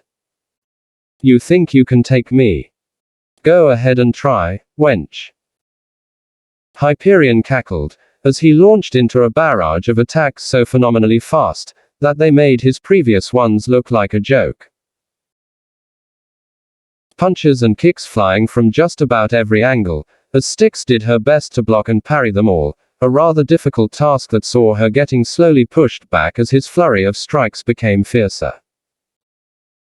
Each attack being thrown in an instant of time so small it'd make the plank instant seem like an eternity by comparison. Yet even still, the Oceanid was powerful and fast enough herself to be able to take advantage of brief openings in the Titan's guard in between strikes, and attempt to throw her own shots right back for a counter, thus forcing him to avoid her attacks and give her just enough reprieve to get her bearings back before he came right back in with his faster-than-light flurry. I presume you two are all right? Nike asked, as she and her siblings touched down beside Beerus and Hades' forms, as they rose up from where they'd been shot to earlier. Poseidon, Zeus and Metis being held up on the shoulders by the other three children of Styx, before being gently lowered to the ground in front of the duo, earning them some thanks from the healed-up deities. Ugh, couldn't be better. Beerus growled sarcastically as he cracked his neck. Two golden, bloody splatters on the barrier wall from where they'd each impacted, showing just how brutal of a crash he and Hades had both sustained from the Titan's initial attack. The purple-haired god not giving much mind to how Styx, Spawn all had long, white, feathery wings protruding from their backs now, as his anger spiked up from the way he'd casually been disposed of merely a moment ago like fodder. That piece of shit has really gone and done it now. His amber eyes focused in on Hyperion as he battled with Styx, continuously pushing her back with his onslaught of attacks that were shaking the entirety of Mount Olympus at this stage, and were currently far too fast for him to perceive. NGH. Any ideas for how to deal with him, brother? Hades asked, rubbing the side of his head that had nearly been crushed for a simple backhand after ensuring the hole that had been drilled in him had closed up. Yes, I'd be quite interested to know if you have something, brother. Because right now, I'm drawing a blank. Zeus added with a cough, as he remained knelt on one knee. His thoughts being mirrored by Metis at the moment. If it involves trying to attack him as you are, I would advise against it. Kratos spoke up, his stony visage showing a flicker of rage when he saw how Hyperion was pushing his mother back. Without a true divine form, you won't be able to hit him unless he wanted you to, thanks to him now being as abstract as he is physical. Not that it'd matter even if you did at your current level. His power is immeasurably higher than it was the previous times you've dealt with him. That much should be obvious. Yep. That explained fairly well why Hyperion was dodging her attacks rather than just letting them phase through him like he did with his. What about with our symbols of power? Could that do anything to help? Poseidon asked in earnest as he willed his trident to reappear back in his hand, wanting to know if there was anything that they could reasonably do against him. As the thought of having to just be on standby and let someone else fight their battle for them left him with a foul taste in his mouth. If they really are made of the same substance and magic that Cronus' scythe is, then it's possible. If you could get the chance to use them properly on him, those should be able to ignore the kind of intangibility his ascended state grants him. As to how effective they'd actually be given your current level though, I have no idea. Bea replied, whilst glaring at the Titan daring to attack their mother. wanting nothing more than to rip him limb from limb, if she could. That's if you could get something off on him. Celis interjected, eyes narrowing in on the crumbled mess that was the staircase, where Poseidon's trident still lay. Most likely, given your current level.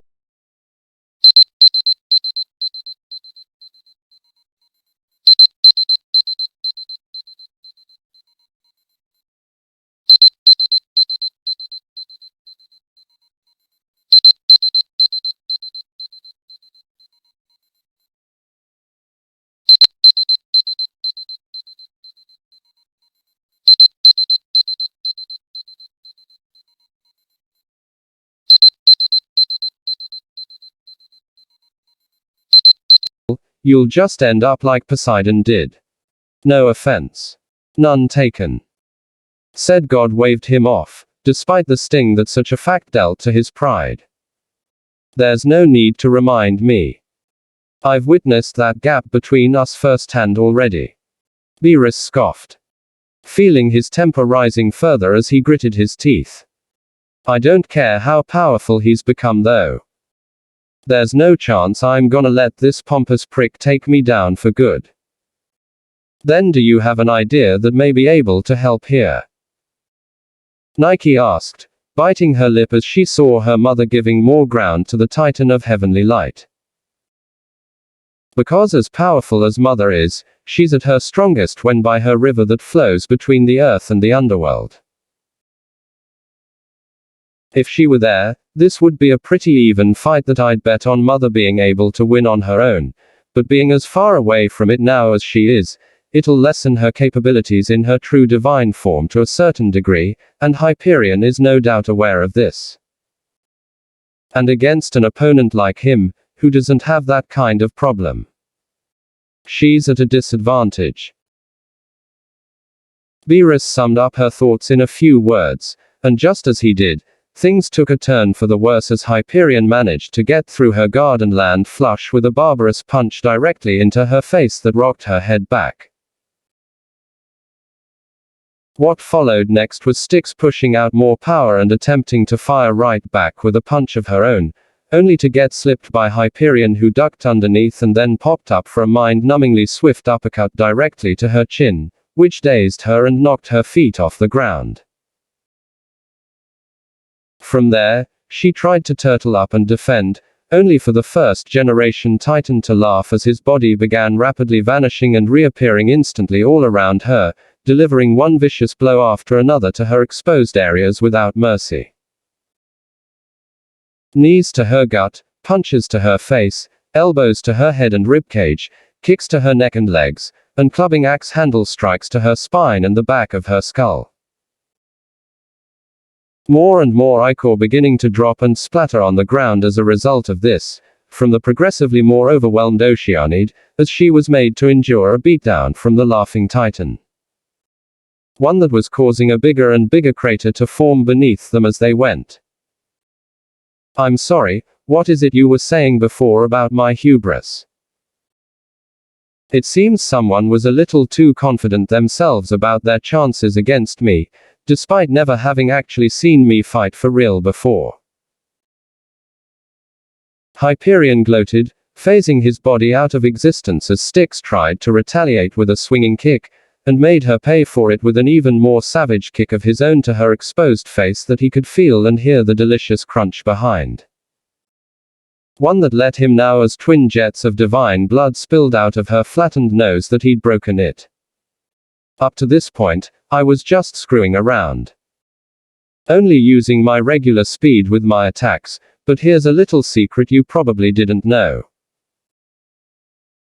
With my heavenly light expanded out like this, even in such a small scale thanks to this silly barrier from the Cyclops, I can be everywhere and nowhere within it instantly with but the smallest thought, since my essence is all around you. He continued gloatingly, as he delivered several dozen swift haymakers to either side of her messed up, celestial features. Knocking her head around from left to right and back again over and over, bashing up her face even more. Styx, showing her toughness, was still able to throw an extremely fast kick toward his sternum as a way to get him off of her.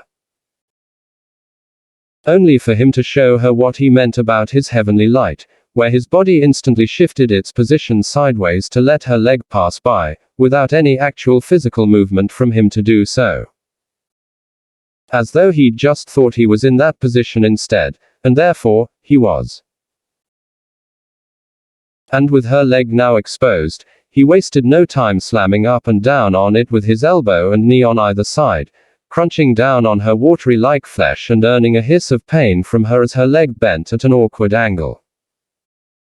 "I'll give you this," he went on, grabbing the awkwardly bent appendage as his leg lowered. "Even so far away from your domain, your physical power is fairly relative to mine.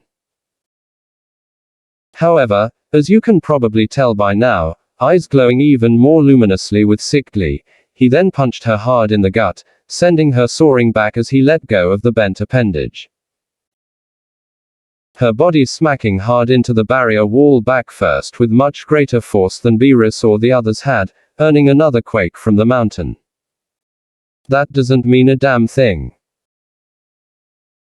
Orbs of blinding light then encompassed his splendidly glowing hands, as he stretched them out towards her still form stuck to the barrier, and then a volley of blasts made of his heavenly light began firing off towards her like twin machine guns. Seeing them coming but not being fast enough to get out of the way or react in time, Styx was forced to take the brunt of each and every light blast that struck her, with no part of her front being spared. And while none of them detonated like the key blasts Beerus had become accustomed to in his old life, instead breaking apart into particles after landing home on her, there was no denying just how much power was packed into each of them. Even condensed down to mainly affect her, the power contained within a single shot would have been enough to obliterate all of Universe 7 countless times over, and it was clear that Styx wasn't taking them well. Not with the way they snapped her head back while butchering up her face, or the way that they made her divine body spasm and jolt in agony against the barrier as he battered her with thousands upon thousands of them. Laying into her with every last one of them ruthlessly, and earning him more and more ichor spitting out not just from her beaten, mashed features, but from various other parts of her ascended body that began to have chunks blown off from the constant barrage and gush out blood profusely. "Damn, she's taking a beating out there," Hades muttered, cringing at just how one-sided the bout had turned. A sentiment Styx's children agreed with, as all of them looked ready to jump on Hyperion, despite knowing that such an action wouldn't be wise without a plan. "Please tell me one of you has an idea already. Because I don't know about you, but I really don't like having to watch my mother getting battered like this right in front of me." Beer growled. "None of us may be capable of death, but we do still feel pain, even when in our ascended state. And if this continues going the way it is, and Mother isn't given the small reprieve she needs to recover from the damage she's sustaining right now, I fear that she'll end up slipping out of her true divine form soon enough." "What do you mean she'll slip out of it?" Zeus asked curiously, showing both some concern for the goddess that had been a good aid to them thus far, and alarm at such a statement. When two beings in their ascended states clash, they're not just doing so physically, but spiritually as well. Striking each other in both the physical and non-physical side of their existence. Metis chose that moment to pipe in. A nervous bead of divine sweat rolling down her cheek as she did so, while watching the one-sided affair a ways away from them. A true divine form, even when mastered, is mainly sustained through the being's conscious will once entered. What this means, is that if enough consecutive damage is sustained without getting the proper chance to recover oneself, then said being will briefly fall out of consciousness due to the accumulated damage to both their body and soul until they are given the reprieve to do so. To keep this explanation short, the problem with that is, Once this occurs, since the conscious will keeping the true divine form stable is no longer there, it fizzles away and leaves the being in their base state. Shit. That's not good, Hades muttered with a scowl, not liking what he was hearing one bit. A feeling shared by Beerus and co., as they watched her still manage to hold relatively strong for the moment, despite the beating she was undertaking to keep their enemy at bay. It doesn't end there. Celis continued grimly for her. To make matters worse, unlike when you're taken out in your base state, which is purely on the physical level, when you're knocked out of your ascended state on the astral level too, the recovery period for your mind to snap back awake is much longer. So, if Mother gets knocked out here, even after her physical body fully reforms in its base state, she'll be out of commission for quite some time. Forget about her getting up in a matter of seconds like you all did in your spas, she'll be out for an hour at least. Which means that if that prick is successful in rendering her unconscious in that state, she'll be effectively dealt with and he can move back onto us again without having to worry about her. Beerus clicked his tongue in annoyance at the current predicament. Not to sound like an echo, but a plan of attack would be very appreciated right now. Nike interjected. Her fists clenched with rage as she barely held herself back from just charging forth against the cruel titan of heavenly light who cackled as he steadily blasted her mother apart. Because I don't know if me or my siblings can stomach watching him brutalize our mother like this any longer. Beerus sighed, not having thought he'd have to try that out so soon after learning of the potential for it from Gear a few days ago, seeing as he hadn't really attempted it yet. Looking at the way things were going now though, he had no choice but to try it. I may have something, but I'll need as much of your assistance as I can to get the chance to attempt it. What is it that you're going to try and do? Metis cut in, unable to help her intrigue despite the situation as she threw her gaze to Beerus. You'll see it when it happens. Assuming it actually worked. All I need from you lot is to keep him as distracted as possible for me. Think you can do that? No one was able to give the soon-to-be god of destruction an answer to that, initially, as suddenly another spike in power and pressure was felt by him and his allies. One coming from around the palace, which Hyperion was also quick to take note of as well, as he felt a very familiar and powerful presence. One that he'd neglected earlier when it was weaker, due to focusing more on those in front of him first. His divine instinct, yet again, was all that saved him from getting decapitated there, as he ceased his assault on Styx and phased away just as a sword glowing with an intense, pure grey aura sliced through the area where his head had been previously. The lustrous, pale violet sclera of pupil-less, blank eyes making their owner appear blind, as she stared upright where Hyperion had reappeared.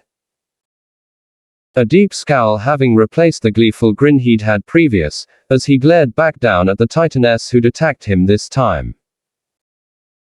Her expression appearing neutral, not showing any emotion and giving nothing away on her now ascended features toward her fellow first-generation titan. Her tunic having also vanished like Styx's, as the once creamy skin of her body had become a shimmering grey to contrast both her now pupil-less, refulgent lilac eyes, as well as her hair, which had shifted from dark to a mix between the two dazzling colors and radiated just as vividly as the rest of her.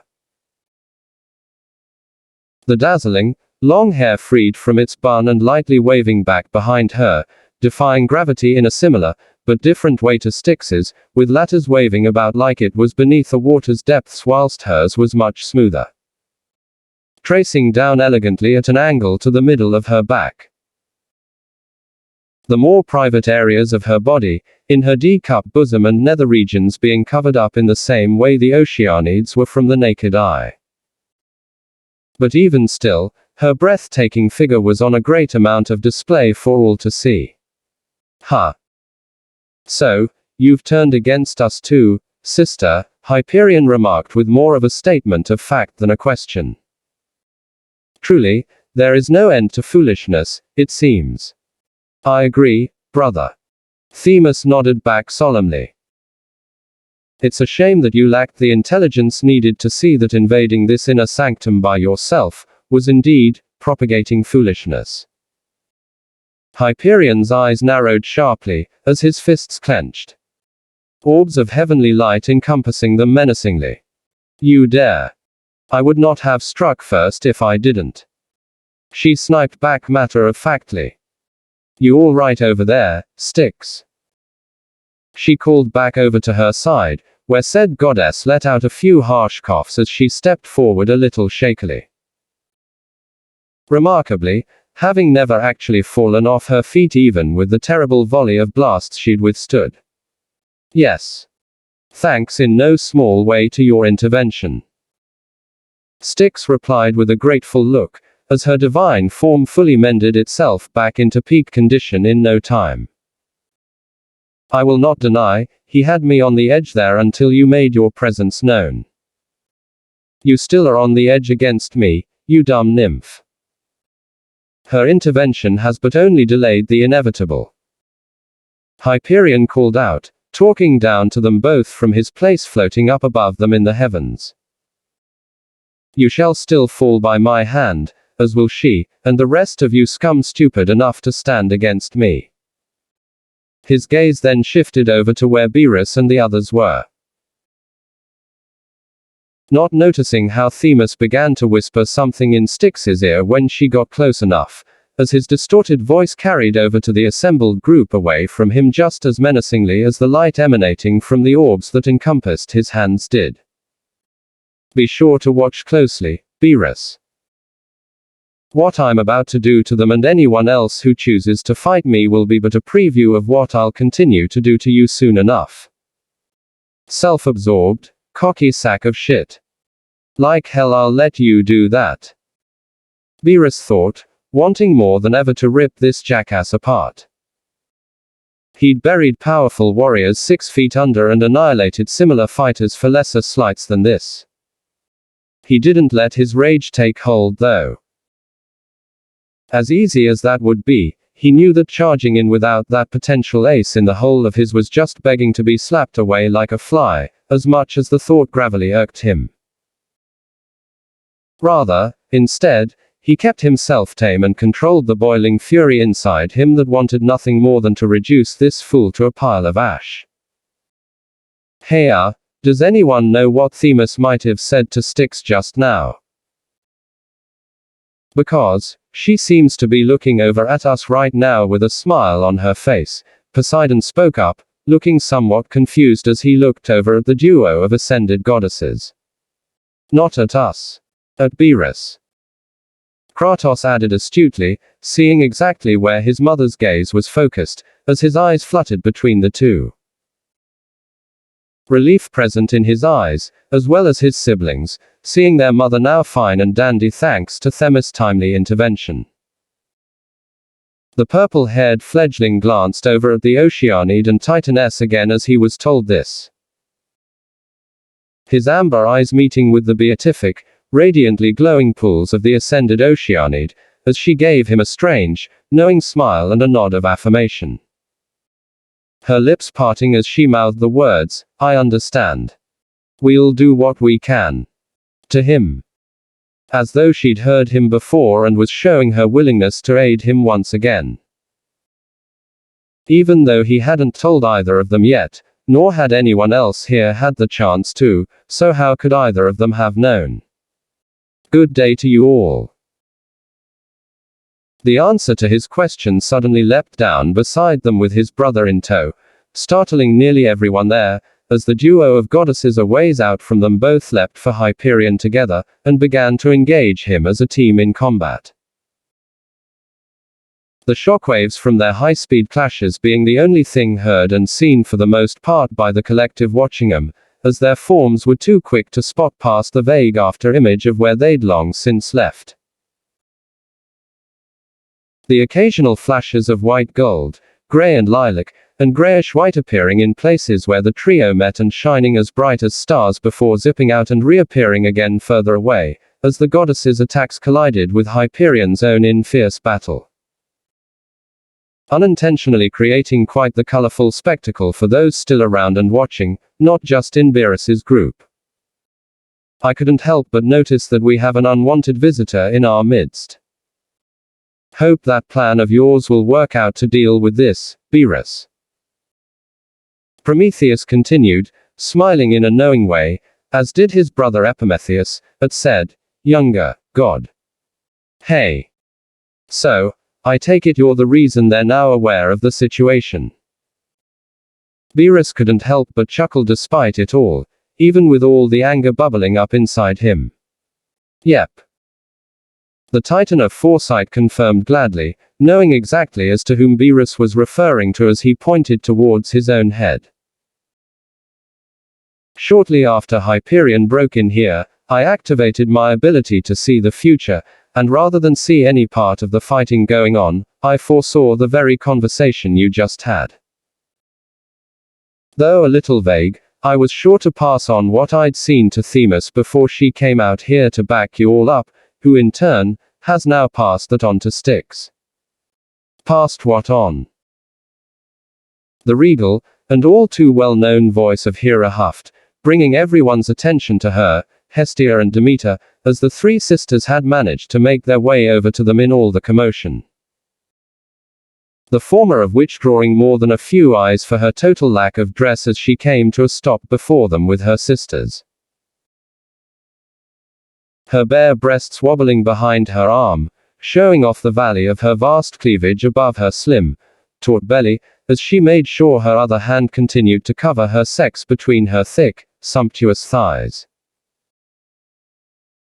Unable to do anything for the rest of her perfect figure on display, as the young goddess was forced to do her best to ignore the not-so-subtle stares she got from most of the males and females at her nude appearance, and the rising aggravation mixed with chagrin because of it. Our plan of attack, you could say, my fair maiden.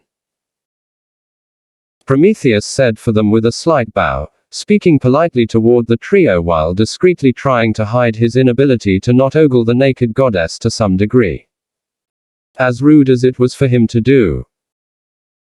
Not that his own brother was any better, given Epimetheus probably couldn't have been any more shameless with the way he was looking her up and down. Your brother needs us all to keep Hyperion distracted so he can get something ready. The shockwaves in front of the group became more and more intense following those words, shaking the ground beneath their feet more and more as things ramped up. The two female goddesses doing the best to keep Hyperion at bay, knowing that this was about as much as they could do at the moment, given the advantages he had right now, as they managed to coordinate their attacks fairly well. Almost catching the Watcher of the Heavens on more than one occasion and landing a blow on him through clever use of feints and misdirection. Of course, despite it being 2-on-1, it still wasn't enough to tip the scales, as Hyperion just used his bond with the domain of heavenly light flawlessly to evade even the closest of encounters with their attacks, and retaliate with attacks of his own.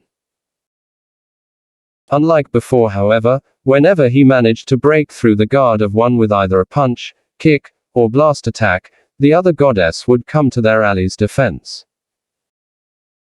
warding him off before he could really start to wild off on him with his raw power and ability to be everywhere and nowhere he desired within his heavenly light. He does, huh? Hera glanced over at her brother, pointedly ignoring the raucous battle going on just a few kilometers away from them. She then sighed irritably, as what she was about to say next genuinely wounded her pride to say. It looks like I'll have to sit this one out then. Seeing as I'm incapable of doing anything against that prick, no matter how much I may want to. I'd just be a liability out there. Well, you could try flashing him with your. Hera's smoldering glare stopped Poseidon cold before he could finish what he was about to say, even if in jest. Which was followed by him raising his arms above his head in a form of relenting. Kidding. I was only kidding. You're not alone there, sister. As much as I may want to help out, given the circumstance, it's clear that I'd be useless too. Demeter remarked somewhat despondently, putting a hand on Hera's shoulder to show she was in the same boat, while also unintentionally saving her younger brother from having a hole bored through his head any further by Hera's glare, as the latter's gaze switched to her briefly. I may have to agree with that sentiment as well, Hestia said sadly, not because she wouldn't be able to fight, but because she wouldn't be able to back up her family when they needed help. I hit him with the full brunt of my aura before, and the most I was able to do was stun him just long enough for us to get free. I don't think it'd be too useful against him a second time, and outside of that, nothing I can do would be effective on him. Well, that may not be entirely true. Zeus cut in, doing a great job of keeping his traitorous eyes off of Hera's majestic body whilst Metis was right beside him, as he met his eldest sister's glowing-eyed gaze. If we could get you to time that ability of yours to go off at the right time, you could stun him for us, even if just for the smallest of moments, and we could catch him with a good attack, sister. I'll have to agree with Zeus on that one. Beerus nodded his head, finding the idea plausible. Of course, it'll have to be at a decisive moment. Not a throwaway one that he could recover from and give you away, because that'll only backfire on us and put you in unnecessary danger. Something he didn't even want to bother conceptualizing.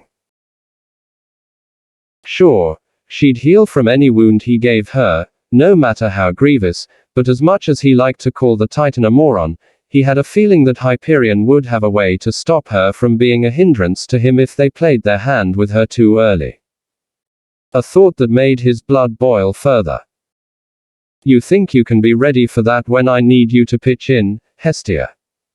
Oh, of course, Beerus. I'll do my best. She smiled hopefully, her eyes glittering with faith in him as she clasped her hands in front of her chest. Just let me know when I'm needed, and I'll do what I can. Beerus nodded, unable to stop the small smile that came over him, as her calming aura yet again pulsed outward, putting everyone in calmer, better spirits than they had been. He then turned his attention to Hera and Demeter. As for you two, seeing as you won't really be able to help here, which I won't rag on you for this time given the circumstance, either plop your asses down here or find somewhere to hide until this is over. Because as you put it best, he pointed his gaze mainly at Hera. Ignoring his body's damnable arousal that kicked in from seeing her essentially naked, which felt even stronger than before now that he knew about the no DNA thing, much to his own chagrin. You'll only be a liability otherwise. Hera nodded, resigning herself to that despite how much it irked her, and Demeter wasn't that much different. Be sure to beat him down extra hard for me, okay? That smug bastard deserves it after humiliating me like this. She motioned down with her eyes, in case anyone hadn't pieced together yet that Hyperion was responsible for her being nude. Not to mention that disgusting promise he made of taking the three of us back to O3s as prisoners once he was done, just so he and his ilk could use us as their new sexual entertainment. I'd shove my whole foot down his throat for that, if I could. He really told you he'd do that, him? Beerus's eyes glowed along with the rest of his body a deep shade of purple, as his new sword materialized in his left hand. The thought briefly crossing his mind for an instant, before he banished it, as his fury rose up a notch, as it reminded him even harder of his so-called father in this world. Oh yeah, Hyperion and Kronos were definitely brothers all right. So alike in how many ways you could despise their existence. Well, we can't have that. Damn right we can't, brother. Hades grinned darkly, as he forced his helm to appear in hand, staring out at the courtyard where the fight between Styx and Themis against Hyperion raged on. Yes. It looks like we'll have to teach our wayward guest a lesson, don't you think? Zeus scowled as darkly as his brother Hades grinned, summoning his lightning bolt to his side and clutching it as hard as he could, whitening his knuckles as he too looked back out to the courtyard. Absolutely. Poseidon nodded. A far more serious expression adorning his face, and a glare as potent as the most harrowing, stormy seas themselves in the vague direction of the Titan of heavenly light. If he thinks it'll be that easy to do us in, he's about to get a rude awakening. You all know what you have to do. Beerus remarked authoritatively, getting a nod from everyone around him, as his blade glowed ominously. A feral, unforgiving smile coming over his face as his aura flared dangerously. Let's show this pathetic excuse for a god our best form of hospitality. And by hospitality, he meant ass kicking.